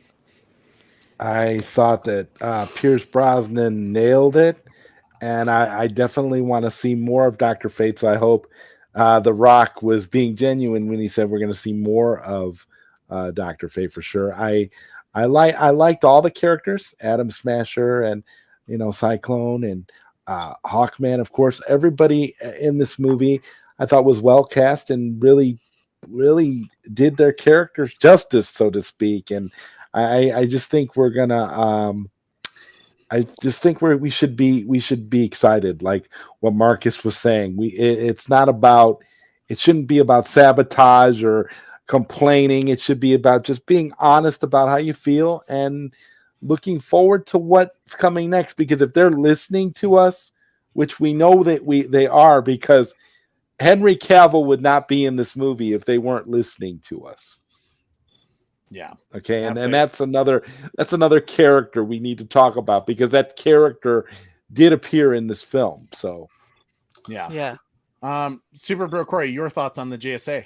Yeah, absolutely love Dr. Fate and Hawkman, bro. Like Aldous Hodge and Pierce Brosnan did a fantastic job, and that's why, for me, like for hearing what you were saying earlier, Trey, like for me, we're very similar. We both like a lot of background. We both like, just we I think we all want that 3-4 hour long film each time, um, we're Zack Snyder fans. But for me, the chemistry behind both Dr. Fate, Pierce Brosnan, and Aldous Hodge playing Hawkman, dude, it seemed perfect to me. Like I truly believed that I've seen them in movies before. It was weird, dude. It was just like I felt like I've seen them in a JSA movie before. It was just that level of brothership and care for each other that um, really was well displayed over the screen. It was great chemistry. So I truly dug them as far as Atom Smasher. I knew about him with JSA. Cyclone was one that I never really knew about. So I thought those two new characters of adding them in to the mix was very interesting. It makes me want to learn more about Cyclone. So I thought they overall did a great job with the casting. Yeah, I thought Noah Centineo, who played Atom Smasher, did a great job. Yes, he was a bit of the comic relief, but he wasn't over the top to where it was obnoxious. But he was just overall, just a fun character to have in there. I will agree with you, guys, that Quintessa Swindle, who played Cyclone, she was kind of a hidden gem that, like, even the way they shot her action sequences, like, such a cool superpower, and they did it very well cinematography wise, to where I really just enjoyed it. I just enjoyed her character and don't know much about her, but I'm interested now. And then you're absolutely right with Dr. Fate and Pierce Brosnan and Aldous Hodge, who did Hawkman. You could tell there was wonderful chemistry, especially between those two. I think for me, it was so good that I wanted more, because it was just, and that's where it's like, if they want to do a JSA prequel, like, I'm there and I'm all for it. So if you're listening, Dwayne Johnson and $7 production, I'd be game for that, because Pierce Brosnan, and I wasn't rooting for Pierce Brosnan as Dr. Fate. I was kind of, when I first heard he got the role, I didn't think he would do a bad job, but I was like, oh man, I was really hoping, and this was just kind of silly desire to have Oded Fair, who voiced Dr. Fate in the Justice League Unlimited series, and he was in the Mummy film. I thought now his age, like, he's perfect for Dr. Fate, and I still believe that. But I was kind of bummed that he wasn't Dr. Fate. But Pierce Brosnan nailed it as Kent Nelson, and he was definitely a highlight of this. Anyone who's trying to compare him to Doctor Strange, get out the door. Like, he literally does the move that you see in the Injustice games and in the comics that you're like, oh my god, like, yeah, such a cool character. Like, the helmet was cool. I wasn't sure about having the no eyes theme, but I dug it as kind of this blind justice theme. And seriously, the JSA was a great portion of this film, and they were just phenomenal. In terms of the sorry, go ahead. Yep, I'll stop. Zod, Mikey said, told you to check your Facebook PM. So Mikey's in the house. But Trey, before you jump to the next session, I wanted to Mikey.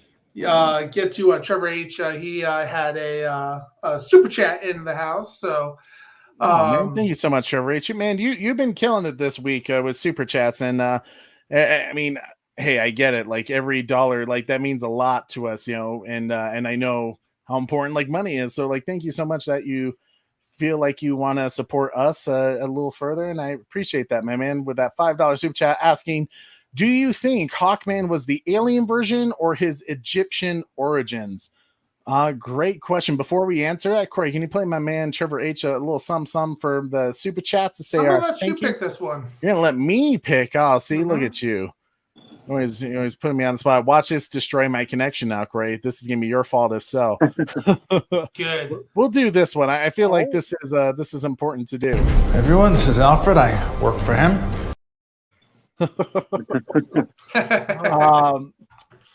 Me Oh, we got personally, I think he's the Egyptian origin. The fact that he wasn't afraid of death kind of tells me he's seen death a time or two, and probably comes back, and that's why he's not afraid of it. You know, I mean, he kind of was just like, that's no big deal, like that's okay, because I think in his mind he's like, I get to see Hawk Girl again.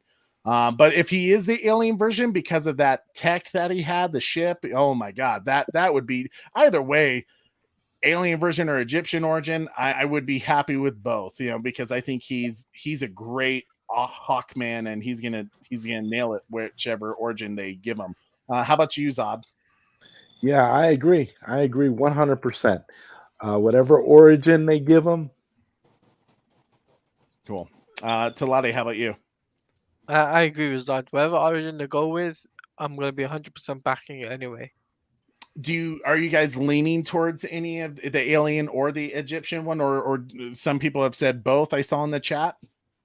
I'm both really. For me personally, I'm for both because I've seen what the Egyptian origin is like in the animated show for Justice League, the cartoon show, and so I know what that is all about.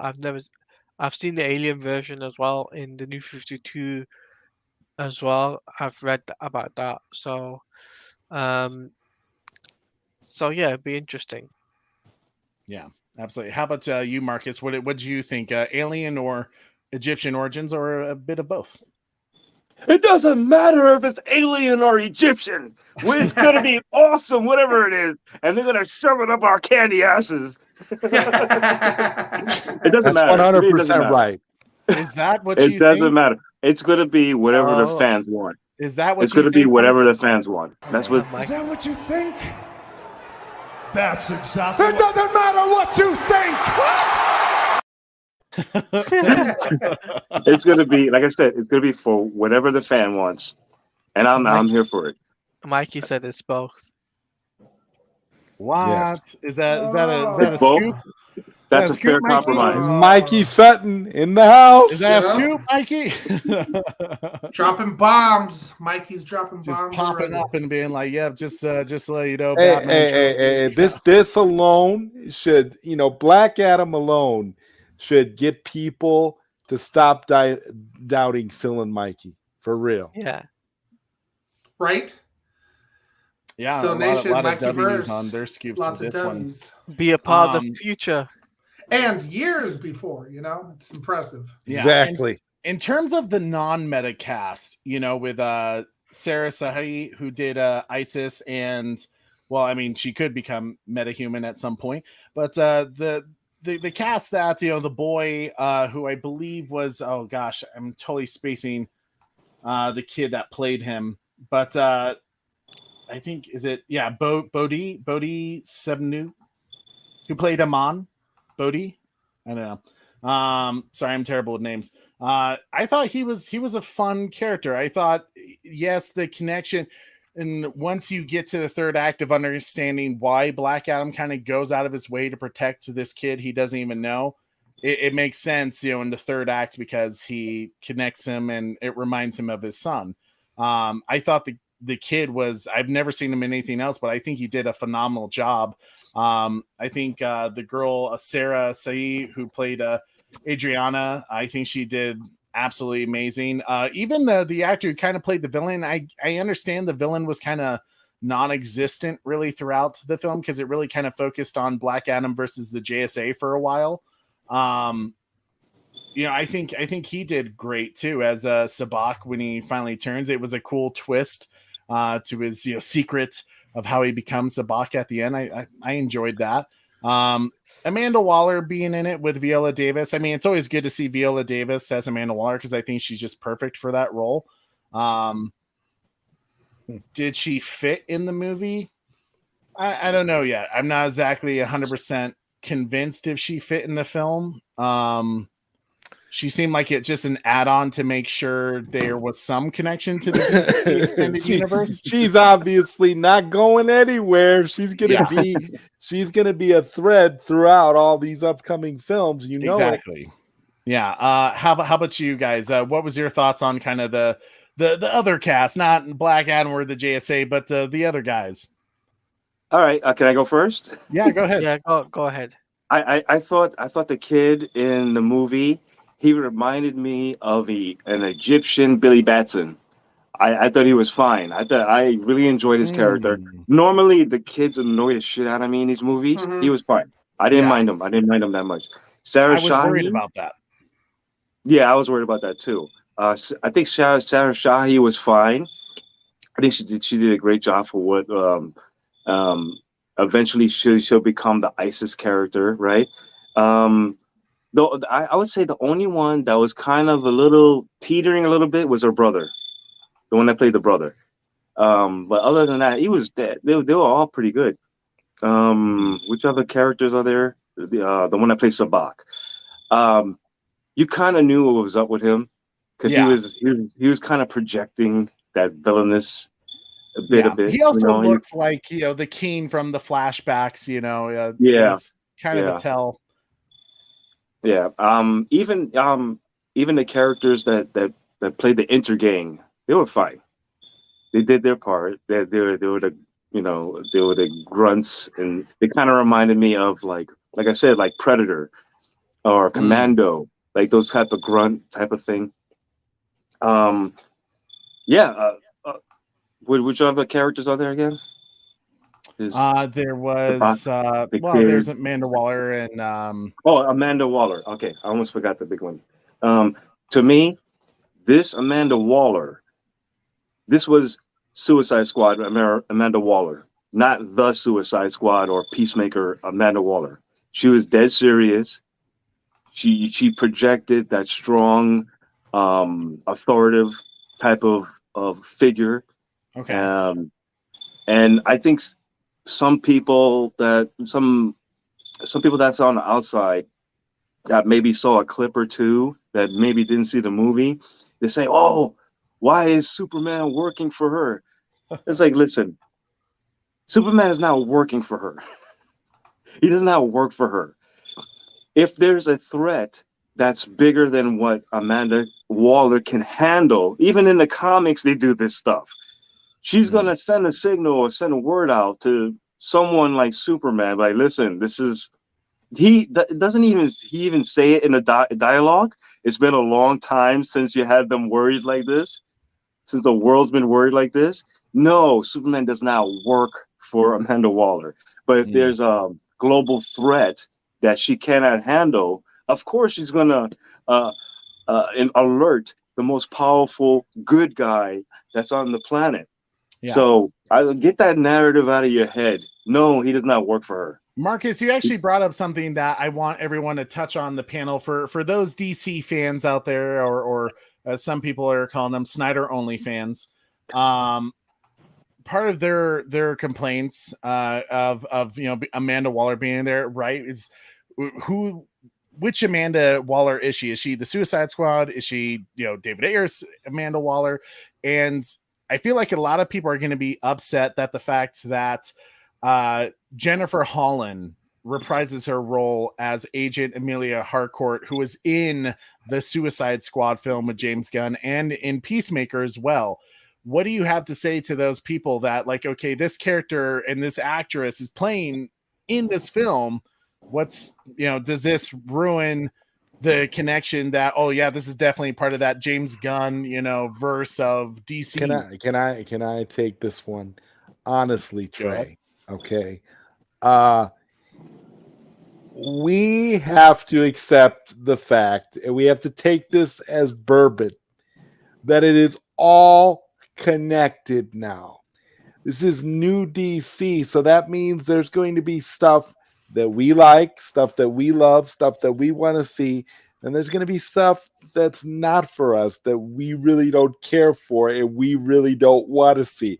Like the James Gunn stuff is definitely not stuff I want to see, but I have to accept for the greater good of DC that there's going to be James Gunn material in these films. It's just the way that it is. You're not there. That you want to make DC accessible to the masses. You want everybody to have something that they can grab onto, and that's what I think. Where I think Black Adam succeeds as a movie because it appeals to the general audience, because it gives something to everyone. Like, we all have our criticisms and things that we think could have been done differently or done better or whatever, but at the end of the day, there's something in there that we can, stuff that's in there that we can appreciate, that we can enjoy, characters that we can specifically talk about, that we can say that we loved and stuff. So when we look at Amanda Waller, I think we need to accept the fact that Amanda Waller is Amanda Waller, whether she's in James Gunn's The Suicide Squad, David Ayer's Suicide Squad, Zack Snyder's Suicide Squad, whatever. Amanda Waller is a DC character, so we just have to take DC characters as at face value. Yeah. That they are DC characters. So whether or not we care about, oh, these are James Gunn's, these are characters that James Gunn brought in, who cares?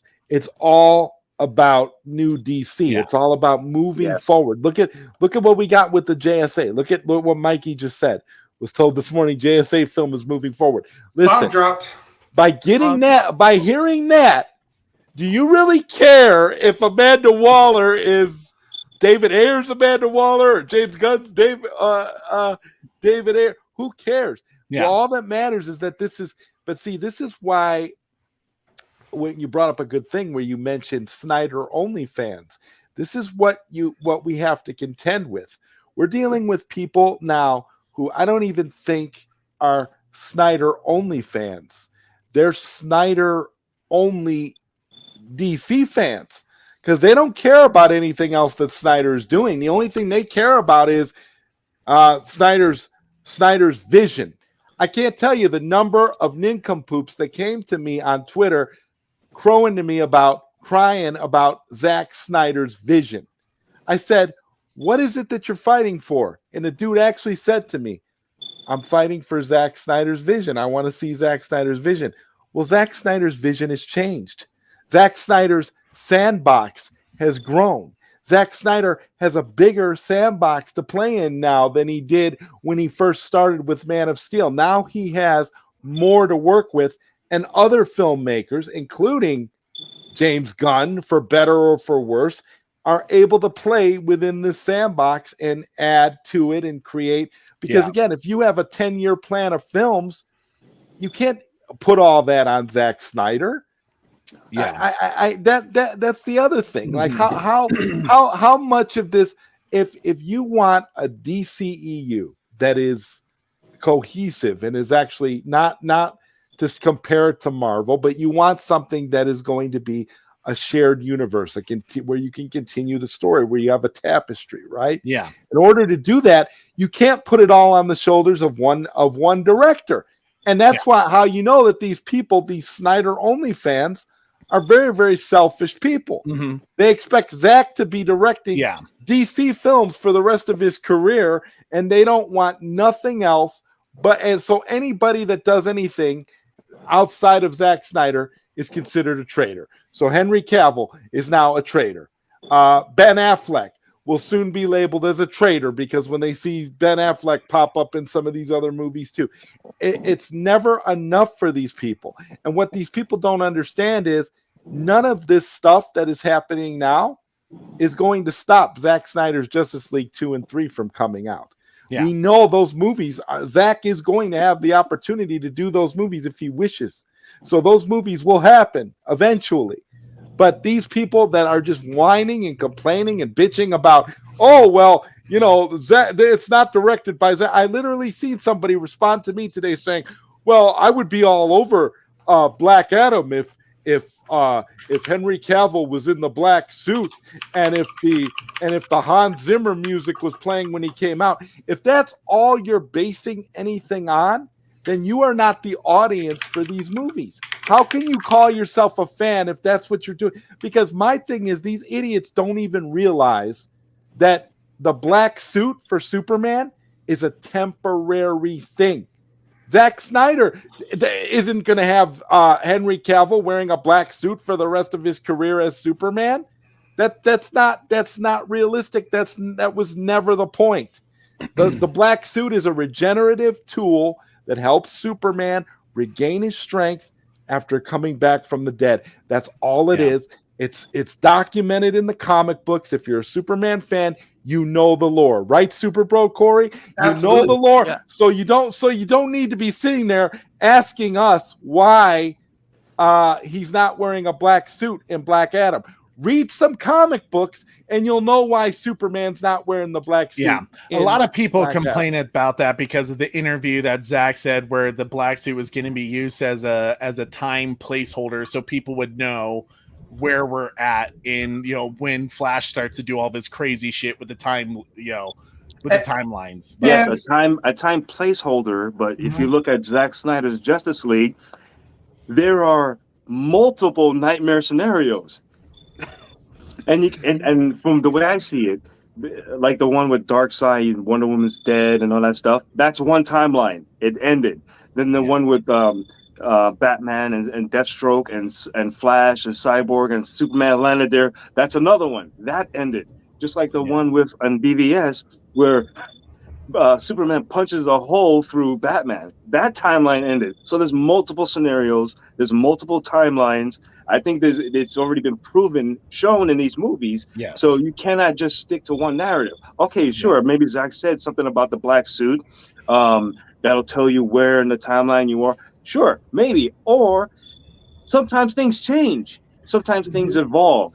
And stuff with let's say with folks complaining about Peacemaker and the Suicide Squad, both suck in my opinion. But agreed. I'm gonna go with agreed. Yeah, I'm gonna go with what Mikey Sutton said the other day. I'm gonna see it as just the same way as Thor, the last Thor movie, Thor: Love and Thunder, or Birds of Prey, or Deadpool. I'm gonna see it as those are the perspective of an unreliable narrator. It's an unreliable narrator telling the story how they saw it, maybe not exactly how it happened, and then it's just one of those stories that's within the DC universe. It doesn't necessarily have to be a straightforward thing. That's their storytelling. Their way of storytelling. So it can be in the universe, just another side of the universe, and it could be silly. It could be whatever. As long as I'm getting good DC content, like we did with Black Adam, and what we're going to get more of with Snyder, I'm happy. So yeah, I'm going with what Mikey was suggesting the other day. Unreliable narrator, and arguing about the suit. That's ridiculous. Come on. Go ahead. Even in the Snyder cut, he was wearing the regular blue. I mean, listen, are they going to argue about Henry Cavill in BVS? He wasn't wearing the Man of They Steel were suit. arguing about the spit curl because Henry Cavill has the spit curl at the end of Black Adam. Yeah, we'll Superman talk had a about curl, that I'm Superman post-credit scene in just a moment. But Talata, you were going to say something real quick. Yeah, I was going to say that Henry Cavill is actually doing an interview on Monday. I heard about that. Yeah, he's going to be talking with MTV.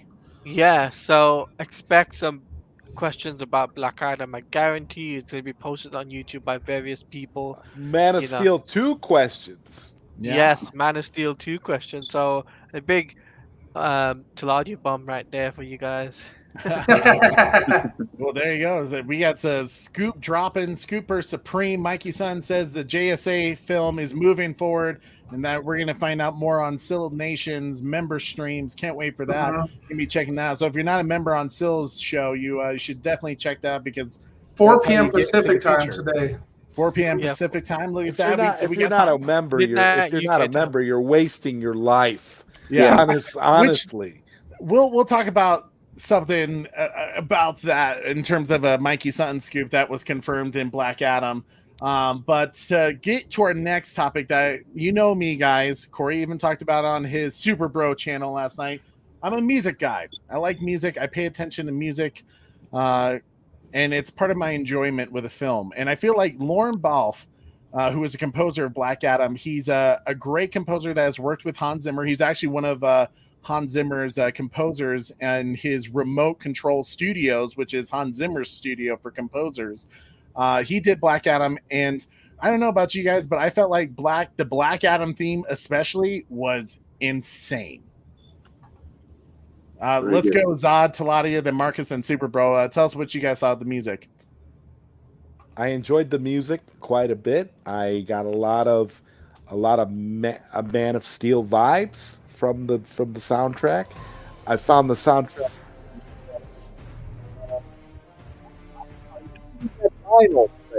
My question: What was that? Sorry. are you getting that vinyl? Oh, am I getting that vinyl? Maybe. I really did like the Black Adam theme. The JS theme was pretty solid. Let me put it this way. I've listened. If you haven't checked out the soundtrack on like the Apple iStore, this soundtrack has like 41 tracks on it. It's ridiculous. There's a ton on there. And I was telling this to Super Bro Corey. I actually had issues with how the soundtrack was used though, because like he had some great songs on there. And there's moments, and this was part of the editing issue that I was talking about with the film that I didn't particularly like, is that there was moments when it was like a slower scene where, you know, Dwayne Johnson, you know, Black Adam or Teth Adam at the time was looking up at the statue, and the statue of their champion, and they still had this fast pace. The synthesizer was doing these fast arpeggiator things. So it made you feel like something was about to happen, like the action was nonstop, rather than using a slower motion, slower song to kind of bring you back down, to kind of make it more emotional about what's going on. But it felt like, because they were using a faster song, that I was still on the edge of my seat waiting for it to just ramp back up again. And I feel like maybe they did that on purpose because of the third act reveal that he's not the champion, but he's the father of the champion. But still, nonetheless, as me being a music guy, I didn't like that they chose to use basically fast-paced music until the third act, when it's revealed who Teth Adam actually is. To me, there's too much fast-paced music, even though his soundtrack has some slower, more emotional compositions on it. But that was my one gripe. I think it's a brilliant score all around. I just don't think it was used. I don't think it was used efficiently. How about you, Saad? Did you have anything more to add to the music? I know you asked a question. I was fine with the soundtrack. I actually wasn't bothered at all by what I saw. I think the music was appropriate, but I could see where you were going when you were talking about editing and stuff like that. But as far as the score itself goes, very enjoyable. Yeah, it's solid. How about you, Marcus? What did you think of the score? I thought the score was great. I especially like the Black Adam theme. I could feel it. Feels like a journey to me. It feels like something ramping up, something rising, something coming to a realization, and then something coming to a plateau of acceptance. And it evokes a lot of like Middle Eastern, Egyptian type of sound to it. So I thought it was fantastic. It kind of reminded me of like Mummy-ish, but darker. The JSA theme, the Black Adam theme. I like the Black Adam theme the most. And as far as the actual music with singing in it, I didn't mind it. I didn't mind whatever they throw in there. It didn't bother me. It didn't take me out of the movie. I thought it was fine. I like those songs, so I think it was great. But the score, Lauren Balfe, I think he did a tremendous job, and I look forward to more. Absolutely. How about you, Talati? What do you think of the score of Black Adam? I thought it was an amazing score. It reminded me of Hans Zimmer's score of Man of Steel, retrospectively, especially for Black Adam's theme. The JSA theme was pretty cool as well. We got to hear a little bit of Justice League of Junkie XL's Justice League theme in one of the soundtracks. In the JSA JSA was pretty theme. cool. Yeah, which was pretty cool. Yeah. Which, I'm glad he brought that up to Ladia, because a lot of people have been complaining about that. Like, oh, they're stealing Junkie XL's music. And I hear what people are saying about that. They use two or three notes that were used in a similar way as the Zack Snyder, but the rest of that score is completely different. But because they use those three notes that were very similar, everyone's like, oh, that's copying, that's plagiarism, And what I can tell you is, in a way, here's how I looked at it. Maybe that was on purpose. Maybe that was done in such a way that they wanted you to think Justice Society, Justice League, they're within the same universe. Yes. They have a yes. similar To Mikey Sutton, you listen. Yeah. That the Justice theme is similar, so that eventually when the JSA and the Justice League meet up together, their themes will easily cohese. It could be simple as that plan was set in place so that it's an easy storytelling through music of why that score, those three notes that people are complaining about, of matching Tom Holkenborg's score, I think it's over-exaggerating to say they're stealing. I think it was done possibly on purpose. I don't know. I wasn't there with the composer when he did that, but it's not plagiarism. Super Bro Corey, your thoughts on the score? I loved it, dude. Like I said on the members chat before, like I said on our Super Bro Corey's show a few days ago, this was like the first soundtrack that I was like, all right, I have to play this again. So the second I got in the car, I played the Black Adam theme, and then I played JSA theme, and I equally loved both of them. I really dug the JSA theme quite a bit. And then I called you. But yeah, no, I love this theme, the Black Adam theme. Yep. I love the theme. The music to me was great. I think Lauren Balfe did a fantastic job. Yeah, I just, it's playing right now. Ba-boom, ba-boom, I just love that sound, man. Yeah. The part that really gets me was that chorus line. Like that part is like, every time I hear it, it's like, let's go. I told you were going to like the music. It pumps me out. Well, I did like the music. I just don't like how it was used every time. I feel like, and I don't think I'm not convinced it was the composer's fault. I'm convinced that it was just not used properly in some places. And I'm not sure if that was like a directorial, Were you like sipping on like some Haterade and popcorn? I don't know why everyone's saying I hate it, dude. Like, I didn't hate it. I just have a few things where, like, mixed nuts. The fact, like, to me, when there's an emotional theme happening, I don't want to feel on the edge of my seat, like thinking someone's about to get punched, or that we're in an action scene. It needs to be taken down. And the music throughout the first and second act were used in such a way to where you never felt like you could take a breather and relax, and that's, for me, music supervision there. I exactly agree of how the soundtrack was used. That's just personal preference, but I didn't hate it. If you just listen to the score by itself, it's phenomenal, Yeah, it's fantastic. It reminds me of Basil Palladores. He did Conan. He did a lot of Paul Verhoeven stuff. Very bombastic and strong. I love it. It brings me back to the Conan days, Conan the Destroyer day, Yeah. Very strong music. I like it. Yeah, so definitely I recommend, if you haven't checked out the soundtrack, please do. You can check it out, Water Tower Music. Lauren Balfe, overall. Spotify.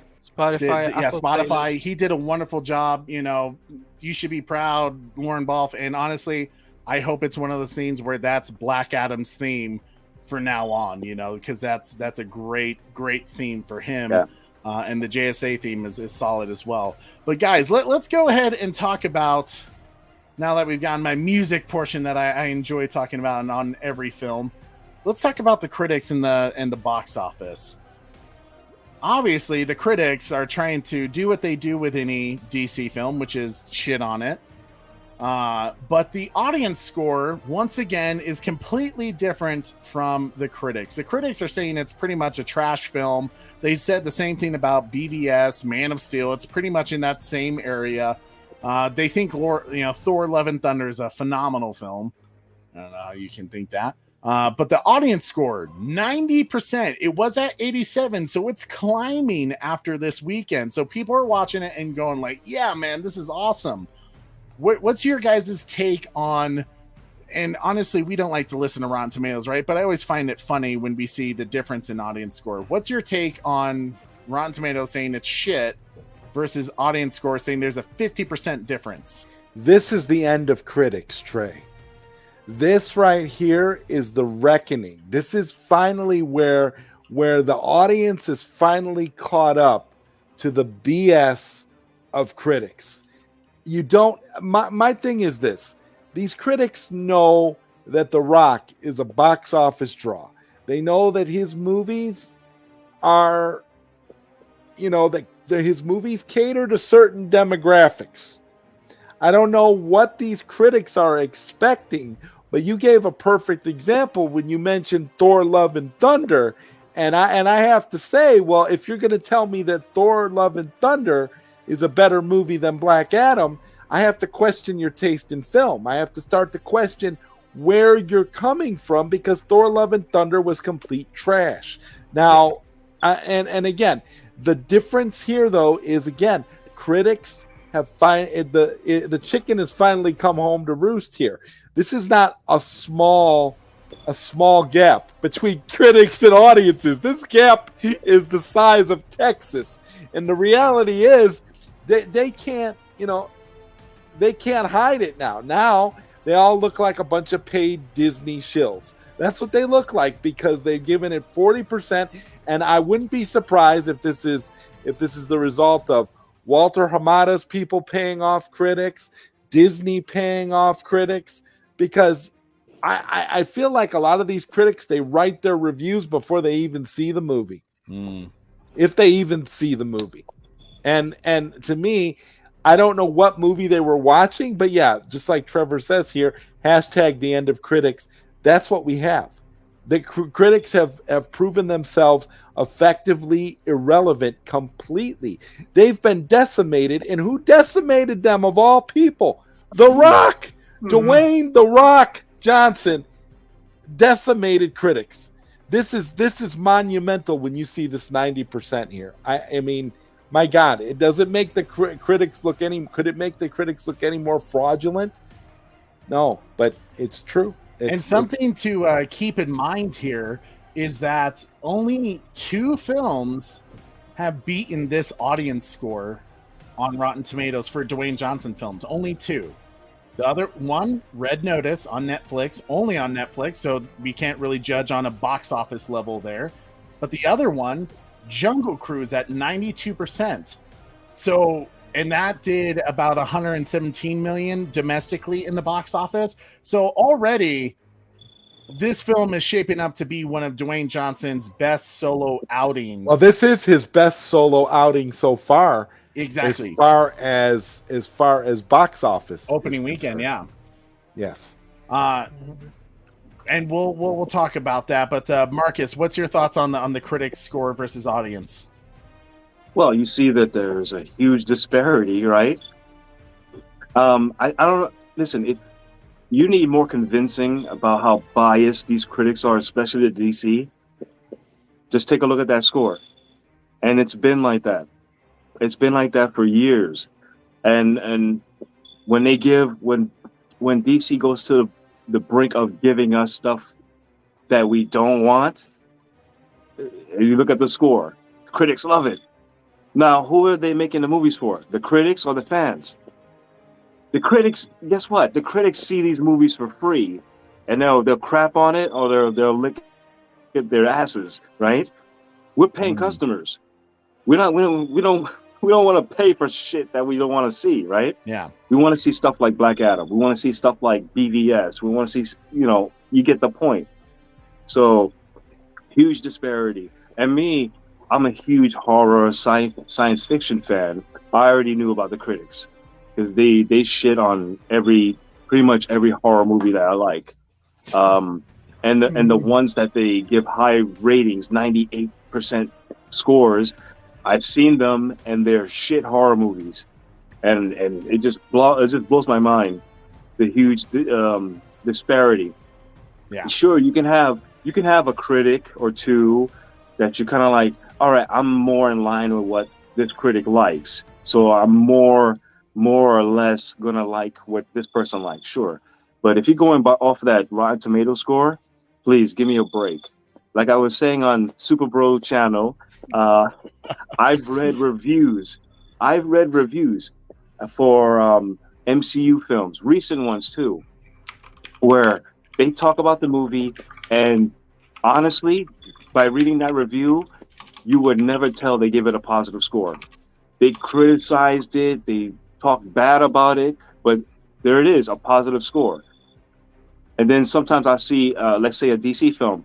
They'll say everything that you will put in a positive score, but yet it gets a rotten Right, tomato. I've seen that too. I'm like, the disparagement. Like, see, that's why Rotten Tomatoes is such a horrible metric to judge movies by, because they don't do it right. Yeah. I mean, I don't know. I read Scott Mendelsohn's review of Black Adam, and I don't know if Scott Mendelsohn liked the movie or didn't like the movie, but he's credited as positive. So I don't know. So Scott. At this point, who knows?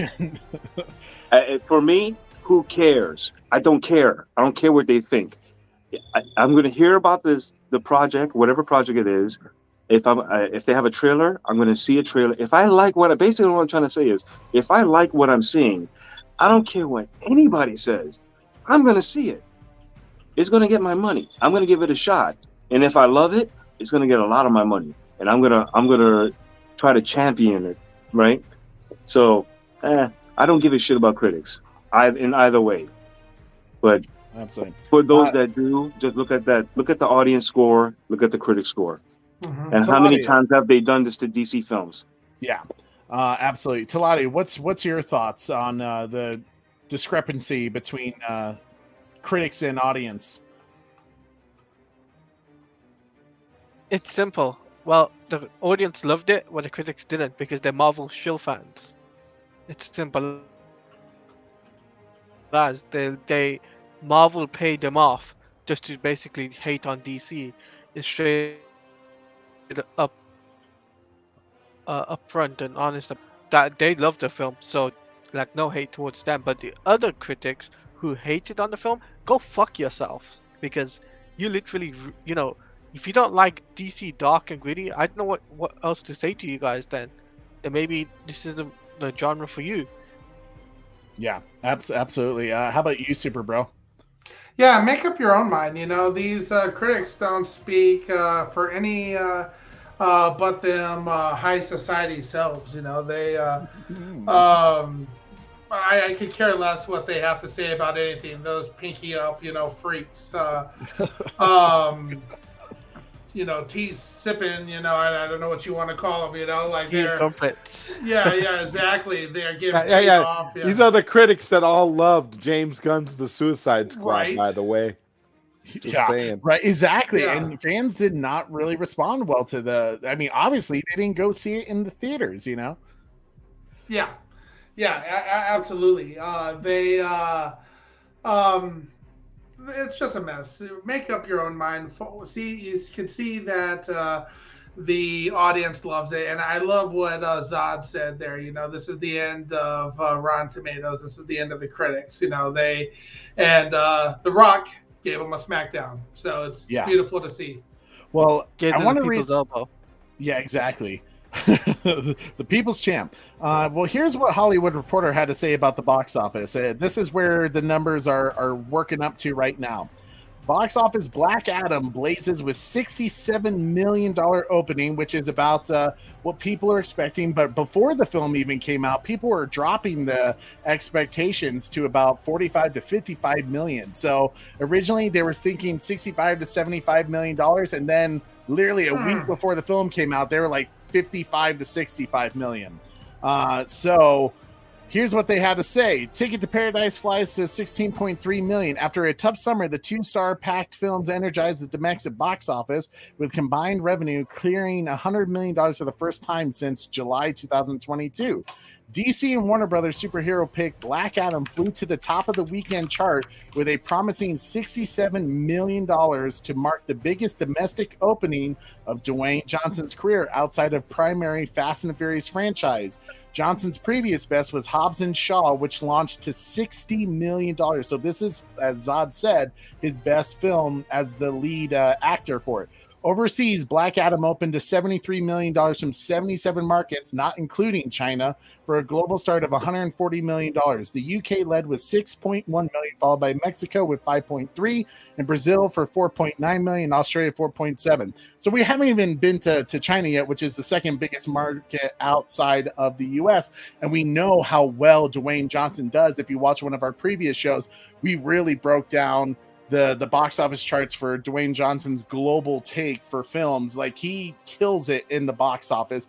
And I have a feeling the word of mouth of this film, with it being so high in the 90% and climbing, really, the word of mouth is going to be very good, and people are going to go flock to see this film. Do you think because of the audience score, this film will have the legs like normal Dwayne Johnson films will be to take it? Yes, I do. Yeah. I do. Do you think but we'll break even point of 450 million? Yeah, I mean, Trey, facts don't matter. It doesn't fit their narratives. It doesn't computate in their cult brains or their anti-minds. They want their narrative. They want to turn a W into an L. That's all they care about. They don't care that this is Dwayne Johnson's biggest opening for him, a film that he's led. They want to ignore the facts, how Dwayne Johnson's box office works. They don't care. They want to make it a failure because it's Dwayne Johnson, because it's a DC film, because they don't support DC. You can see it by their actions, and it's not only the cult brains, it's not only the antis, it's a lot of these critics, because the critics get a lot of access to a lot of Disney MCU stuff. They get swag, they get interviews, they get all these things that they don't really get with DC or Warner Brothers stuff. So and maybe DC Warner Brothers does offer them that, but you know what? They're so ingrained in the Disney MCU that they're biased. They're probably nudged to you know what, shit on DC for us. And that's what they do. So, listen. As a moviegoer, as a fan, you make your judgment. You vote with your dollar. You support what you want to support. Don't join the little cult mob that has their little narrative that's hanging off of T-shirts and storyboards. That won't listen to reason. They're in their headspace, and their headspace is in outer space. Screw that. Yeah. Do what you want to do. Enjoy what you like. Don't let them take away your enjoyment. Don't let them take away your sunshine. You like something, you like it. Boom. Yeah. There's people that like. Listen, I don't like the Batman, but there's people out there that like it. I'm not gonna shit on them. I'll make fun of the movie. I'm not gonna make fun of them enjoying it. You like what you like. There's lots of shit I like that I could get clowned for it. So yeah. Which I'm glad he brought up the Batman, because that is some of the narrative that people are like, oh, it didn't beat the Batman's opening weekend. But here's what I have to say to that is the Batman didn't have legs. People went to go see it, and the word of mouth was kind of like, it's okay. The Batman had like 5 weeks. Nobody's in a hurry. Nobody's in a hurry to rewatch it. Yeah, but to give people another idea of this as well, and I'll let everyone talk about the box office thoughts in a second. But Aquaman, which opened up on a holiday weekend, in December, I think it was like December 17th or something like that, or it was Christmas. I can't quite remember. But nonetheless, winter break, right? Open up to $67.7 million in the box office. And these aren't the final numbers. $67 million opening, that's not the final number. We'll get that tomorrow, So it could be more than that, honestly. So 67.7 for Aquaman domestically box office opening. It was $1 billion film in the end. It had the legs because people really enjoyed the Aquaman film. Yeah. Black Adam, it seems people are enjoying this film even more based off the audience score, to where it may have the legs, just like every other Dwayne Johnson films, to break the $1 billion mark. It could. It very well could. Now, it has some stiff competition coming up in a few weeks with Wakanda Forever and then eventually Avatar 2, but who knows? We'll see what happens for sure. One of the Zod, yeah, Zod, go ahead. I wanted to say to you that one of the closest Rotten Tomatoes scores as far as the disparagement goes is if you look at the Rotten Tomatoes Batman v Superman. If you look at the disparity between critics and audience, yeah, I think that's like another 50-60% difference. You'll see it's at 29% critics, 63% audience. So that's not quite as big as Black Adam, but it's pretty close. Is it the same for the Ultimate Edition though? Because I think they finally added the Ultimate Edition as part of another scoring that they did on Rotten Tomatoes. Did they? I don't know. Hold on, let me look. I don't know if they added. While he's looking for that, Taladia, what's your thoughts on the box office numbers projected so far? I think it's looking good, and I said this before, like a long time ago, that it was gonna make $1 billion. The people were like, nah, it's gonna make 800, 900. I'm like, it may well make $1 billion. $1 billion. I can see it happening. That's a possibility. I mean, look at Aquaman. You're right. It might have enough push for it to. I mean, listen. A lot of people probably weren't even born yet, right? When Titanic came out, Titanic didn't have big numbers in its opening weekend. It had good numbers for its time, but it had legs. I remember seeing it. I think it came out in like a December, and by the following December, it was still in theaters. That's the legs, my friend. And if you have a movie that's maybe open to like 40 million, but then every freaking week makes $30 million, $20 million for months, of course it's going to skyrocket to that. I'm not going to say. The Rock is saying The Rock said that Black Adam is staying in theaters through Christmas time. Yeah, he said, yeah. I don't blame him. Yeah, he's going to push it through because guess what? Yeah, sure. People are going to see the Wakanda Forever. They're going to see whatever other kind of holiday event stuff that comes out. But then they were like, all right, what did I miss, or what do I want to see again? I want to go to the movies. Let me go see Black Adam again. That was a fun movie. Let me check it out. So yeah, look at Top Gun Maverick. Look at Top Gun Maverick right now. No one was predicting it making $1 billion. Yeah. The biggest question I always say when it comes to the box office, the opening weekend is not the best tell of how well a film is going to do overall in the box office. It's the second weekend. The second weekend is going to tell you if it drops significantly, then the word of mouth wasn't good enough to bring people back to the theaters. Like Top Gun Maverick, and I know we keep bringing this up, it had a very slight drop from the first weekend to the second weekend. It was very similar to Greatest Showman. Greatest Showman, when you think about that film, the budget was small, and yes, it didn't reach to like $1 billion mark, but the drop each weekend was so small that it actually made a huge profit. The Batman, on the other hand, another film that the critics bashed, by the way. Exactly. Yes. The Batman, on the other hand, had a big opening weekend, bigger than Black Adam, but the second weekend it really dropped quite a bit. It was like almost 60%, if I recall, which is pretty significant. It's pretty typical, but it's on the higher side of average for drops. Usually you expect about 45% drop from the first to second weekend. Black Adam has the replay value, though, that the Batman does not. I'm going to see Black Adam again next week. And it's a 2-hour quick film, you know. You can watch it and then still have time to do other things. The Batman, you had to like plan a good portion of your evening to go see, right? With it being and you always got to check your watch when you're watching the Batman because it's literally so boring. I've only watched it 3 times now, like twice in theaters because I watched it one more time before we did a review, and then 3 months after it came on HBO Max. You have my sympathies, condolences. It was one of those things when I rewatched the Batman on Condolences. HBO Max, I was like, wow, I think the score I originally gave the Batman was a 7.9 on a review. Since then, it's dropped significantly because I haven't been able to find that rewatch value like I thought I was going to be able to do. But yeah, we'll get to the ratings in just a second. Does anyone have any other things they want to bring up about the Black Adam box office before we go to our movie score? Yeah, I'll say one thing before we talk about the score. Yeah. Is that still go and see this movie repeatedly, support this movie, and you'll get those numbers up for the box office.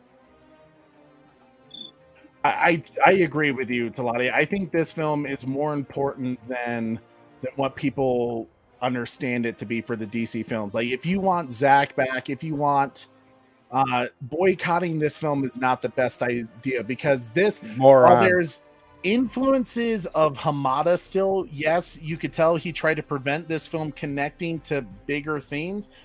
You could Is it true that Hamada was bad mouthing this movie? Hamada was apparently bad mouthing it, because they went against his wishes and made changes. Which is honestly why he probably wasn't invited to the red carpet event, because he is a producer. He is allowed to be on that red carpet for this, promoting of this film. He has the credit to it, but he wasn't invited. So the boycotters and Hamada have something in common then. Yeah, right. That's right. Well, don't tell them that. That will freaking destroy their souls. They don't care. They're saying justice Zach. So whatever. They're a lost cause. Let's go ahead and let's score this film. As you know, on the Bat Channel, we like to score each of the films that we review 0 to 10, 10 being the best. I usually like to add a decimal to it, because rookie scores if not, but it's okay if you do the simple solid scores if that's what you guys believe. But let's hear from Zod, Marcus, then Talati, then Super Bro Corey, and then I'll give my final score at the end. What did you guys think of Black Adam? All right, I'm going to give Black Adam a solid 7 out of 10. Okay. How about you, Marcus? I'm giving Black Adam 7.5, and I would have to see a multiple viewings, but it's teetering between 7.5 and 8. But as for now, 7.5. Good popcorn movie, good DC film, expands the lore, expands the characters. I like it. Good fun. Interesting. Talati, how about you? I would say a 7.9 to an 8. For me. 7.9. Okay. Very cool. Super Bro Corey, how about you?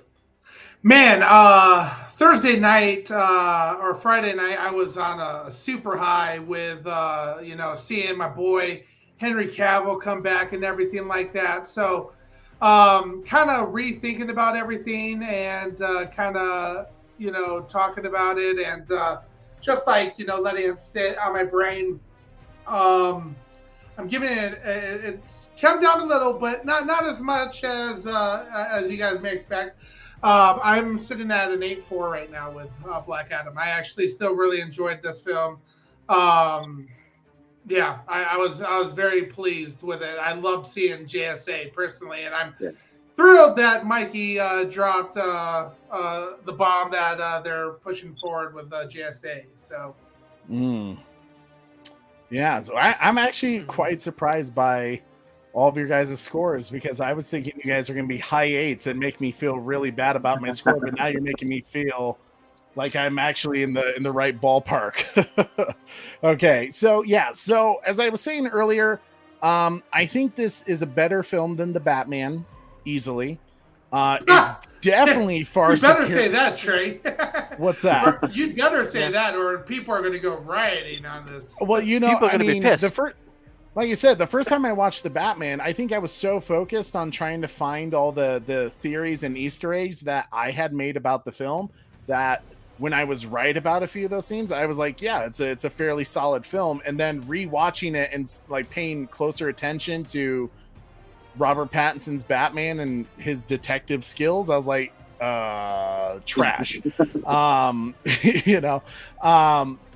it's far superior than Birds of Prey, the Suicide Squad, anything that DC has lately come out that is part of the DCEU.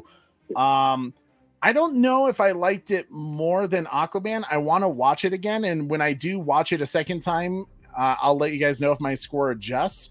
But I had like Aquaman high sevens, kind of like 7-9 area. So I think I'm going to give this film, with the few issues that I still have, some of the editing, the fast pace, not really slowing down to allow some of those more emotional moments to really hit. But still loving the JSA, loving, the action sequences. The music was pretty solid, other than where they and how they kind of use that music, I was kind of iffy about. And the post-credit scene, which we'll talk about next. I think I'm going to give this a 7-8. 7-8 out of 10. So pretty good, worth seeing in theaters. Greatest DC film ever? No, but it's a damn good solid start to what this, as Dwayne Johnson called it, phase 1 of DCEU from this jumping point now, and while connecting to all the things in the past. I'm looking forward to the future. I am too. As solid rock foundation. Yeah, and as I was saying earlier, his phone dropped. As I was saying about Black Adam, I think this really was the last time Hamada had any influence. And what I mean by influence, I don't mean the fact that he made the movie shitty. I think the restrictions, the things that were holding this movie back from being insanely good, are gone now. I think Henry Cavill's Superman poster. Think, where was Ben Affleck's poster? Yeah, I think now that restriction, that person that was holding them back from connecting to anything, because the Superman scene was a reshoot. Hamada is gone. He's not there anymore to hold this back. They are all for this connected universe. As we heard Hamada say at DC Fandom, he was quoted saying, it's okay that DC doesn't connect. We don't need our films to connect like Marvel, but that's not what people wanted. People wanted to see Batman with the Justice League. People wanted to see Superman working with the Trinity and the Green Lantern Corps coming in and saving the day and all that shit to eventually get to a giant Justice League film like Zack Snyder's Justice League. They want to see the continuation in the fight against Darkseid. We have that now. We have a new leadership team, like Dwayne Johnson said, that is all for making the DC universe and protecting this brand to a level that is beyond anything that we could hope for with this 10-year plan. So guys, as we talk about the future of the DC, the new DC with Black Adam, that post-credit scene, Before we get there, Trey, on the post-credit scene, quick shout out to the chat. We have Israel Cano Jr. with 8 out of 10. Oracle Clock Terror giving it an 8.4. Red Hooded Outlaw giving it an 8.3. 7.9 from Trevor H. Lucas Ironside with an 8. Israel saying 8 again. 7.7 from Restore the Snyderverse Guy. 8.3 from Bat Fanatic. Also Fresh with an 8. So a lot of similar scores, that's for sure. Yeah. Cool. Okay, so even us, for the most part, it's the general audience that's really enjoying it. Kind of like what Zod said, it's the general audience that's liking this fast-paced, just Black Adam, Dwayne Johnson blowing shit up, and that's okay. Like, if you're enjoying this film, awesome, and you should go see it. Make up your mind, no matter what critic or what I say or anyone on this panel says. Make up your own damn mind about the film. Go see the film. Go support it. Don't pirate it at all, because I am not for that shit. Because even no matter what, guys, if there's someone that worked on the film that you don't like or did some type of injustice in the world, there's 100 more people that are working on that film who are earning a living with each success of this film that they get, right? So go support the film. If you are interested, if you even are kind of doubting, like, I'm not sure if go see it. Do the $5 Tuesdays that AMC does, Go see it then. Go see it on a day when it's cheap. Go see it during the day on a weekend when it's not so expensive, to make up your own mind about the film. It's worth it, okay?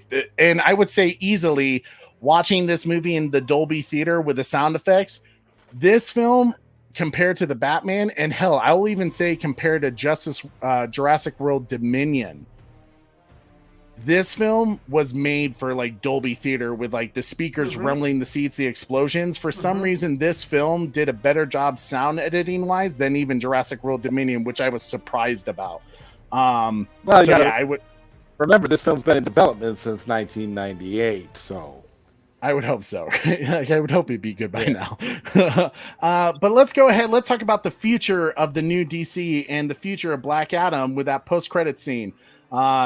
Guys, seeing Superman, first off, for those who saw it in theaters, did anyone in your theater clap and like went wild? the whole theater. Wow. For me, in my I was theater, clapping. I went- Yeah, sorry. My- I went when I went to see it. It was like 12 something in the afternoon. So either people were in school or at work. So there's like only a few people, and they were more of the senior type. So, but they did enjoy the post credit scene. Yeah, Okay. for me, it was like a dead quiet thing where people weren't like going screaming or shouting. They were like they enjoyed it, but they weren't like going, yeah, let's fucking go. Nothing like that. Okay. How about you, Super Bro? Yeah, and to kind of clarify, like we did the other day, it's a super mid-credit scene. So don't be turning on your phones. Don't be talking during that portion. I was freaking out. I know there's other people that are like, Superman! You know, like people are pumped with the crowd that I had in my theater. And what's up, El Necron? El Necron, my man. It's always good to see you, brother. My Yeah, man. man. My theater, it was just about sold out. I think literally there was maybe 3 or 5 seats in about a 285 seat theater that didn't have people sitting in them. And let me put it this way. I've said this, you guys have heard me say this many times when we've done a movie review. Colorado is not a good place to determine if a film is successful or not, or if people really resonated with the film. I don't know what it is about Colorado people, but even when Avengers Endgame and like Spider-Man No Way Home came out, people weren't clapping when Tom Holland showed up with Tobey Maguire and Andrew Garfield, right? Like they just, the first film that I heard people actually clap in Colorado, surprisingly, was Top Gun Maverick. But I would say that's probably because in Colorado Springs, there's the Air Force, you know, their big base there. So people are very pro Air Force and, you know, our fighters over there. But for Superman, when he showed up, I unfortunately didn't get the crowd wild. But I will say there was this moment that really, like, it made me somewhat emotional, because this is how important these characters are. Is there was a little boy in the front row who was wearing a Superman's like t-shirt with a cape on it, and he saw Henry Cavill come out, and he started jumping up and down and looking at his dad and like going like, there he is, Dad, there he is. And he turned around and like started like trying to get everyone hyped in the theater. And this kid had to be like 8 years old. But that's the importance of Henry Cavill coming back as Superman. Henry Cavill has said it multiple times. He understands what this character means to little boys and girls, to anyone who looks at him. He's not Henry Cavill. He's not The Witcher. He's not whatever film he's been in before. Every kid that looks up to that guy says, "You are Superman." Yeah. What was that thought? He's not the punk that he played in one of the Hellraiser sequels either. yeah, that's, oh my God, I forgot about that. You know, and to me, that's all I needed. That was the moment where I was like, oh wow, like, you know, it's good to have Henry Cavill back, even though I didn't get the crowd reaction that I wanted. I know it's just how my region is. They're not like crazy DC fans like I was. And I couldn't like jump up and down and be excited about it because I knew about this a year ago, you know, with Mikey's son over at Soul Nation. To me, it was just seeing it come to life. I was still thrilled, and I knew about it. Yeah. I didn't watch the trailer. I mean, I didn't watch the post-credit scene or mid-credit scene. I got through it and I saw it live in theaters. So I was, yeah, let's go. Yeah, absolutely. Now about that post-credit scene with seeing Superman, some people are gonna be pissed. that it was John Williams music, and he's in a completely new suit that's very reminiscent of the Man of Steel suit, but it's brighter, and it pops more. And he has the famous Superman classic hair curl. Let's hear from each of you guys. Let's do Zod, Marcus, and then Taladia, and then Super Bro.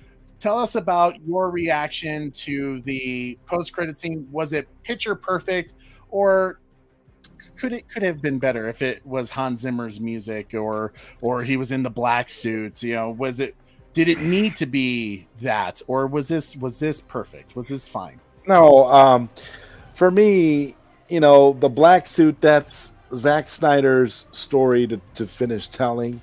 I felt like it was appropriate for Superman to come out the way that he did. I didn't have a problem with the scene. I will admit that the seeing the spit curl was a little bit jarring, just because Henry Cavill's Superman doesn't usually have that. So I guess they were trying to tell us that he's now the Superman that we, that he was striving to be throughout all those other movies. He has finally come to that point where he is that Superman. So I think that was the whole purpose of the scene, to tell us. And even the use of the John Williams score, where they did it a little bit where it was a sort of like a warped version, to try and give us the perspective that, yeah, this is that Superman, but he's still not somebody to be messed with. You see? So yeah, absolutely. How about you, Marcus? How did you react to the Superman post-credit scene? I thought it was fine. I thought it was great. It was great to see. The whole point of it is to bring Cavill back, and I did not miss that point. I loved it. I didn't give a shit about the curl. I don't give a shit about the curl. I don't care about the John Williams warped. Cavill's back. That's what's important. People that's worried about the score, or they're worried about the curl. Did Zach direct this scene? No. He didn't direct the scene. Zach will eventually come back. When Zach directs something with Cavill, you're going to see Zach's version of Superman. So I thought it was fine. I understood why they used the warped John Williams score. It was for the general audiences. It wasn't Justice either. It was a different. It wasn't Justice either. So get that Justice narrative. Oh, the crest. It looked orange and shut up. Shut the hell up. Was he wearing an orange crest in Justice League? Well, I mean, come on, man. These people are reaching. He was wearing a pig suit. Honestly, any of you that's old enough to remember Tootsie Roll, the Tootsie Roll, the world looks mighty big to me. Because Tootsie Roll is all I see. These motherfuckers, all they see is Justice. They see Justice, they see Jeff, they see Walter. Knock it out. It's over. The party's over. You're lingering too long on something that's dead. Leave them ghosts alone. Superman's back. You should be excited. And when Zach comes back and he's at the wheel, guess what? We're going to get something grander, something bigger. Bigger than the storyboards. Larger than that t-shirt. So I thought it was fine. I had a good time with it. Cavill's back. That's what's important. I love it. Taladia, how about you, sir? Your reaction and thoughts about Superman. I said this on Sill's stream. I said this on the Savage Bat stream, and I'm saying this here. Cavill was the main focus of it. Not the music, not the suit, not anything else. It should be the main focus. Should be Cavill's return, and that should be the key focus point. I really enjoyed the post-credit scene myself, because I was just like, yes, Cavill is back, my boy. The UK is going to be Superman again. I'm just like, yeah, buddy. So that's got me really pumped up and excited for future DC. # new DC. I love it. Super Bro Corey, you, sir. So I was super pumped that Superman, Henry Cavill, had returned. In previous shows, though, we talked about the music. Would I be upset if I heard John Williams' version? And back at that show, I said, no, I wouldn't be.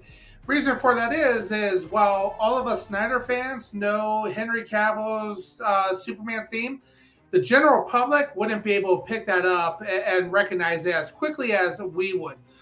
But they will pick up ba ba ba ba ba Yep. ba ba. That's just one of the most iconic sounds. That's almost as iconic as Jaws or Star Wars or anything else that he's done. Everybody knows that sound. So I figured we'd probably get the John Williams version. I also called and knew that we were going to get the blue suit Superman. Mainly, and I wasn't surprised to see that it was even a brighter blue than the Man of Steel, because the Man of Steel is a very dark blue, and it kind of conflicts with Black Adam's. You know, he has that gray, darkish suit. It wouldn't have been as big of a contrast as that bright blue versus that. So that didn't bother me as well. The hair curl, that was fantastic. To me, the entire time of this film, I was trying to figure out where exactly is this film placed in as far as like the DCEU that I know and want, you know? So hearing what, you know, Sil and Mikey has said, that, you know, the next Superman movie is going to be more him as Superman now, you know, he's an accomplished Superman. Everything that was in this post credit makes sense. Now so I was fine with the hair curl, the suit, and the music. The other thing that I have heard people say was that they didn't like that Amanda Waller had, you know, this controller, was able to call in a favor. I actually did some research into this. In Action Comics 1009, Amanda Waller knows that Clark Kent is Superman.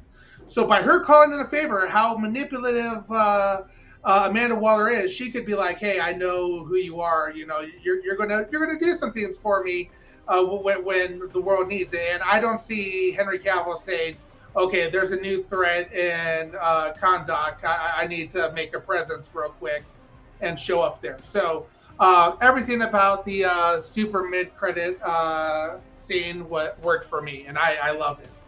Hmm. Yeah, man. For me, yeah. What was it? Was it picture perfect? No. I mean, I'll give you guys that. Like, I'll give those people that are complaining. Like, if you would say, like, okay, Trey, here's two versions of the Superman post-credit theme. One with the Hans Zimmer theme, one with the John Williams theme.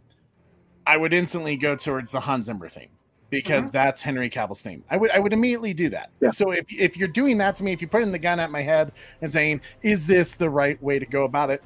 I'll be honest with you. No, it wasn't the right way to go about it. Was it wrong? No. I think it worked fine, because yes, in the end, Zach wanted to use the John Williams theme.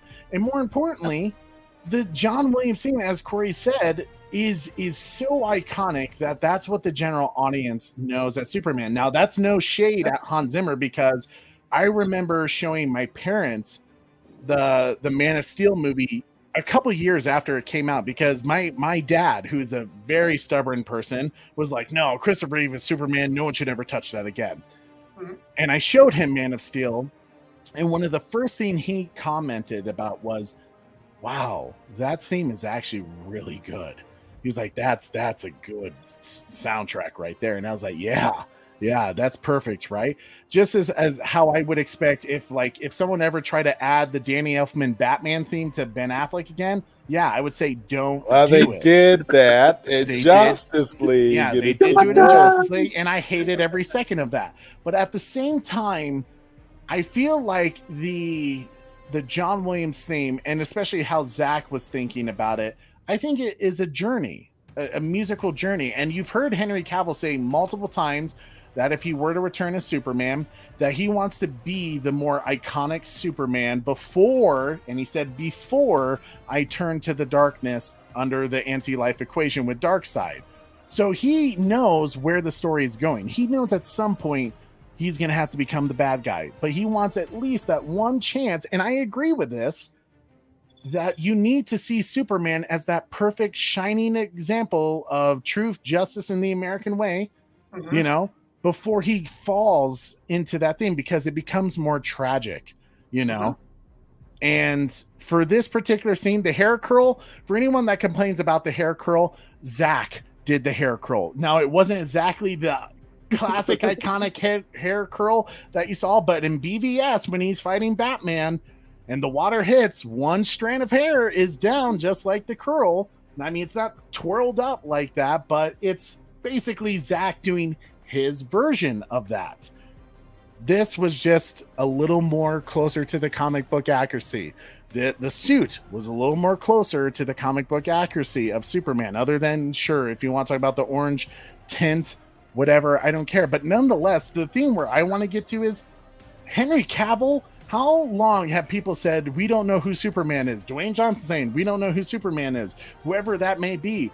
You know, Walter Hamada saying, oh, when we figure out who Superman is, the headless Superman, which was almost the case in this post-credit before Dwayne Johnson was able to say, screw you to Walter Hamada and get this scene shot.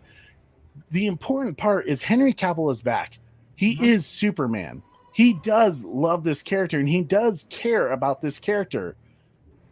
He's going to do it right, you know, and whatever they do with Man of Steel 2, which is what they're so far calling it, and Charles Roven, the producer of Man of Steel, coming back to do Man of Steel 2, Henry Cavill's back, ladies and gentlemen, and Zach will be back too, because Dwayne Johnson's listening. He called the old clown table the old regime.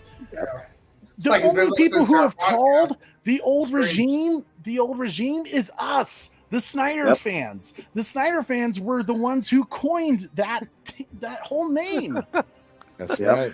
You got it right. And you're telling us he's not listening. He's listening very closely. He knows what we want. He got the Superman Henry Cavill thing done. He's going to get the Zack Snyder. And I'm not saying Dwayne Johnson's going to be the one sitting in David Zaslav's chair saying, bring Zach back. I think he just knows Zach is coming back. People want it. Get it done. You know, it's good to see. Welcome home, Henry Cavill as Superman. He rightfully deserves to be in that chair. Don, you know, with the handle on the steering wheel, he is Superman of this generation. And at some point, when Henry Cavill decides to hang up the cape, some other person is going to have to don that cape, because Superman is too good of a character, just like Zach has said, to just let it go from here. Just like Christopher Reeve, right? He knew someday someone else was going to have to pick up that mantle. Brandon Routh took it, Tom Welling, other actors throughout the years, and Henry Cavill now, right? How many Batmans have we had? And each person has brought their own spin on it. Some that you may like or that resonates with you, and some who don't. Nonetheless, we have our Superman. We know who it is. He is back and he's ready for action. Now, I don't think the next Black Adam film should be about Superman versus Black Adam, because I think we're too close to BVS. I think we need that Man of Steel 2 film first to kind of know where he's been and where we're going. And I think we need to build up a little more time before we get to that battle. How about you guys? Where do you think Black Adam 2 goes from here? Oh, I'll go. You want me to go first? Sure, go ahead, Marcus. I think Black Adam 2. Black Adam 2, I don't think will come out before Man of Steel 2 or Superman. So I think Black Adam 2 will build out the Black Adam universe, introducing more new characters. I think that's the direction The Rock is going to go. Again, if he's listening to the fans, which I think he is, he's going to get a lot of input. He's going to get a lot. Listen, you could have an army of fans saying, no, we want you to fight Shazam first. And he might course correct and say, you know what? All right, fine. You want that fight? We're going to give you that. So, but I think it's more, I think for Black Adam 2, it's more about expanding the Black Adam universe, adding more members, just introducing new villains, things like that. I'm not worried about Black Adam versus Superman stuff, because before that, we're gonna get a Man of Steel 2, and it's gonna be fantastic when Zach comes back in his debut, is back to direct that, and he's gonna fucking blow our goddamn minds out.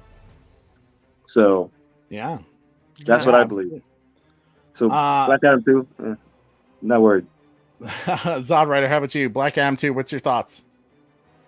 I really, when I think about Black Adam 2, I'm just hoping it's going to be a great movie, and I hope we get more of the JSA. Nice. Yeah. Talati, how about you? Like I said, I think they'll do Man of Steel 2 first. I think they're going to focus on that, like you said, and then they'll do the Black Adam 2 film. But Dwayne Johnson will have creative control, and I can see them doing something big, if you know what I mean, in that movie. Yeah. Like Absolutely. It'd be something different at least. Yeah.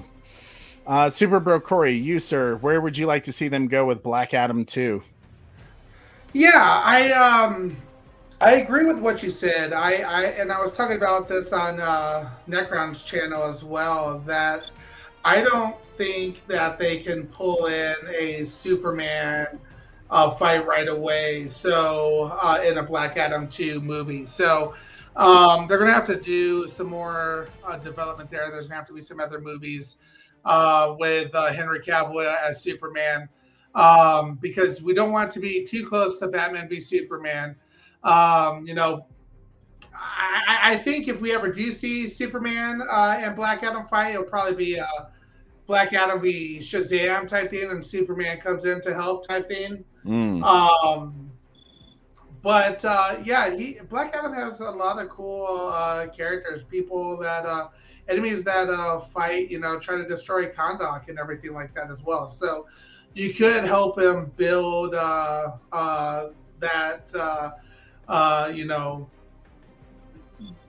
interesting, borderline hero player continuing on as well. So I'm very curious to see where Black Adam goes.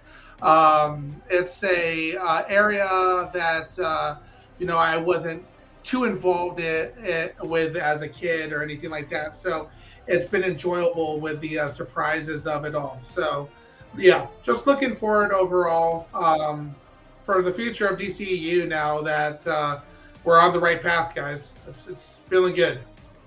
I agree. Me personally, in terms of Black Adam 2, I would love to see them expand upon the Intergang and the connection to Apocalypse. I think that's how you get eventually to the battle between Black Adam and Superman. Is that if Black Adam becomes, I don't know, maybe a pawn or agrees with Darkseid's, view on how things should be done at some point, to where, because you have to explain a good reason, just like Zach did with BVS, of why Batman and Superman would come at odds. You have to have a good reason other than Black Adam is just another big dog on the, in the world, and Superman has to take him down just to prove that he's the big dog. You need a better reason than just it's the two people on top of the hill, for them to fight each other. And I think bringing in the Apocalypse, the connection to Darkseid, I think that's the way to do it. Bring in Intergang to have a more prominent role, another villain that maybe is a part of the Apocalypse world, one of Darkseid's, officers, lieutenants, and I would love to see something like that. But in the meantime, Black Adam 2, I'm excited for it. I think the gloves are off now. There's nobody holding Dwayne Johnson and his team over at Seven Productions back to make an even better film. And I think that's been part of the struggle and the issues. The fact that Dwayne Johnson was arguing with the old regime for 6 years just to have a Superman post-credit scene, is ridiculous. We no longer have that issue. He's going to make something even more spectacular, and he's going to find out what worked and what didn't work with this film with the audience, and he's going to build upon that. So it's super excited for Black Adam 2. Can't wait. You guys should definitely go see this film if you haven't already. Now, guys, as we come to the end of our show, I always want to say thank you so much to our panel for hanging out with us today, and thank you to everyone in the chat. I like to roll out the red carpet for my people on the panel who are hanging out with us for 3 hours today, a longer show than usual. But Zod Rider, tell us what you got going on. And real quick shout out to Keegan Dalby. I think this is one of his first times on the stream too. Thank you so much, Keegan. It's good to see you here, brother.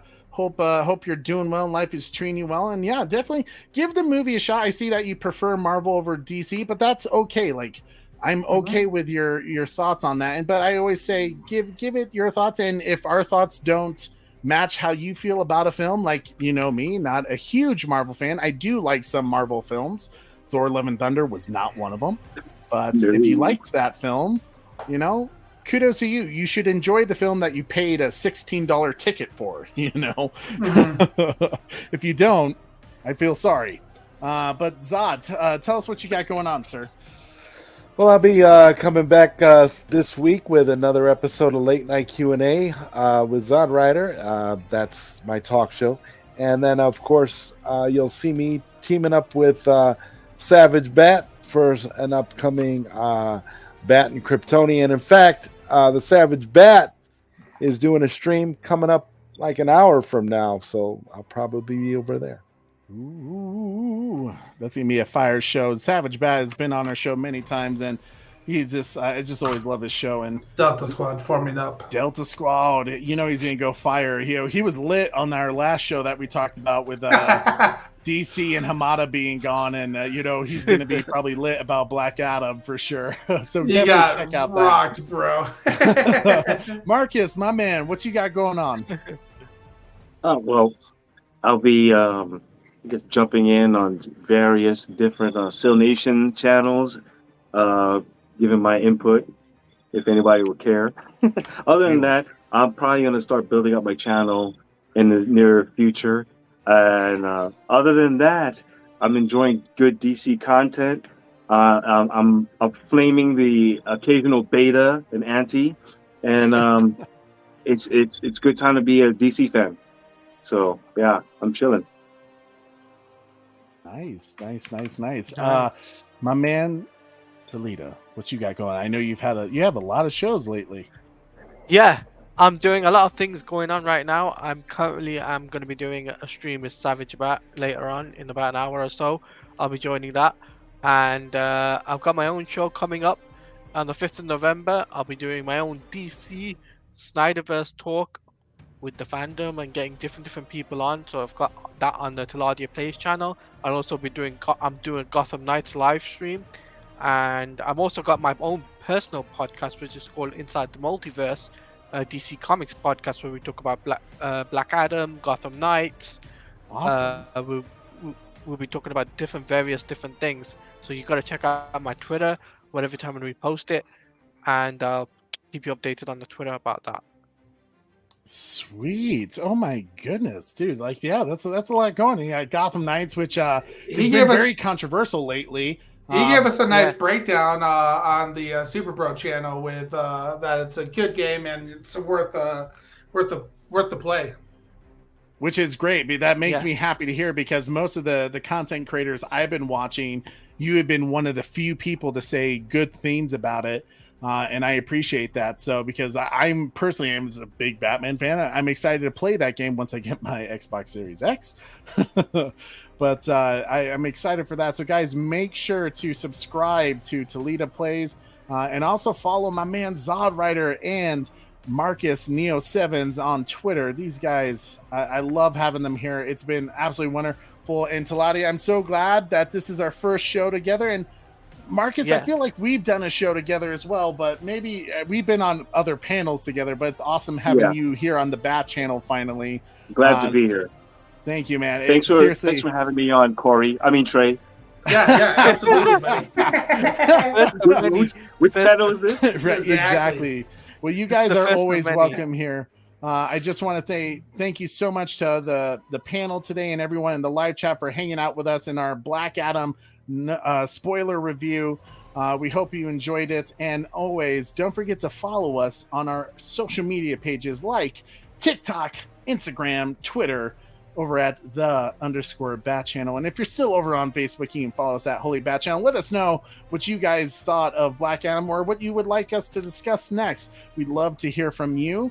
And also, don't forget to smash that like. share this video, get your friends involved, because we love to see them here in the live chat with us when we do these discussions. It makes it all the more fun. And hit that notification bell so you never miss an episode, because I can't tell you how important that is. You'll miss people like Zod Rider, Neo Sevens, and Tiladia Plays, and eventually when Super Bro Corey takes over and hacks my channel again. You don't want to miss that. So go ahead and hit that notification bell. But guys, thank you so much. I am your host, Trey, with... We'll point over to... I'm technically pointing over to Zod right now. I know I have my camera off because the connection was bad. With the Zod Rider, with Neo Sevens, and Tiladia Plays. Ladies and gentlemen, there's that guy below me. His name is Super Bro Corey, the best co-host I could ever ask for. And I would just like to say, don't forget to tune in weekly. Same bat time. Same bat channel. See you later, guys. Bye, everyone. Later.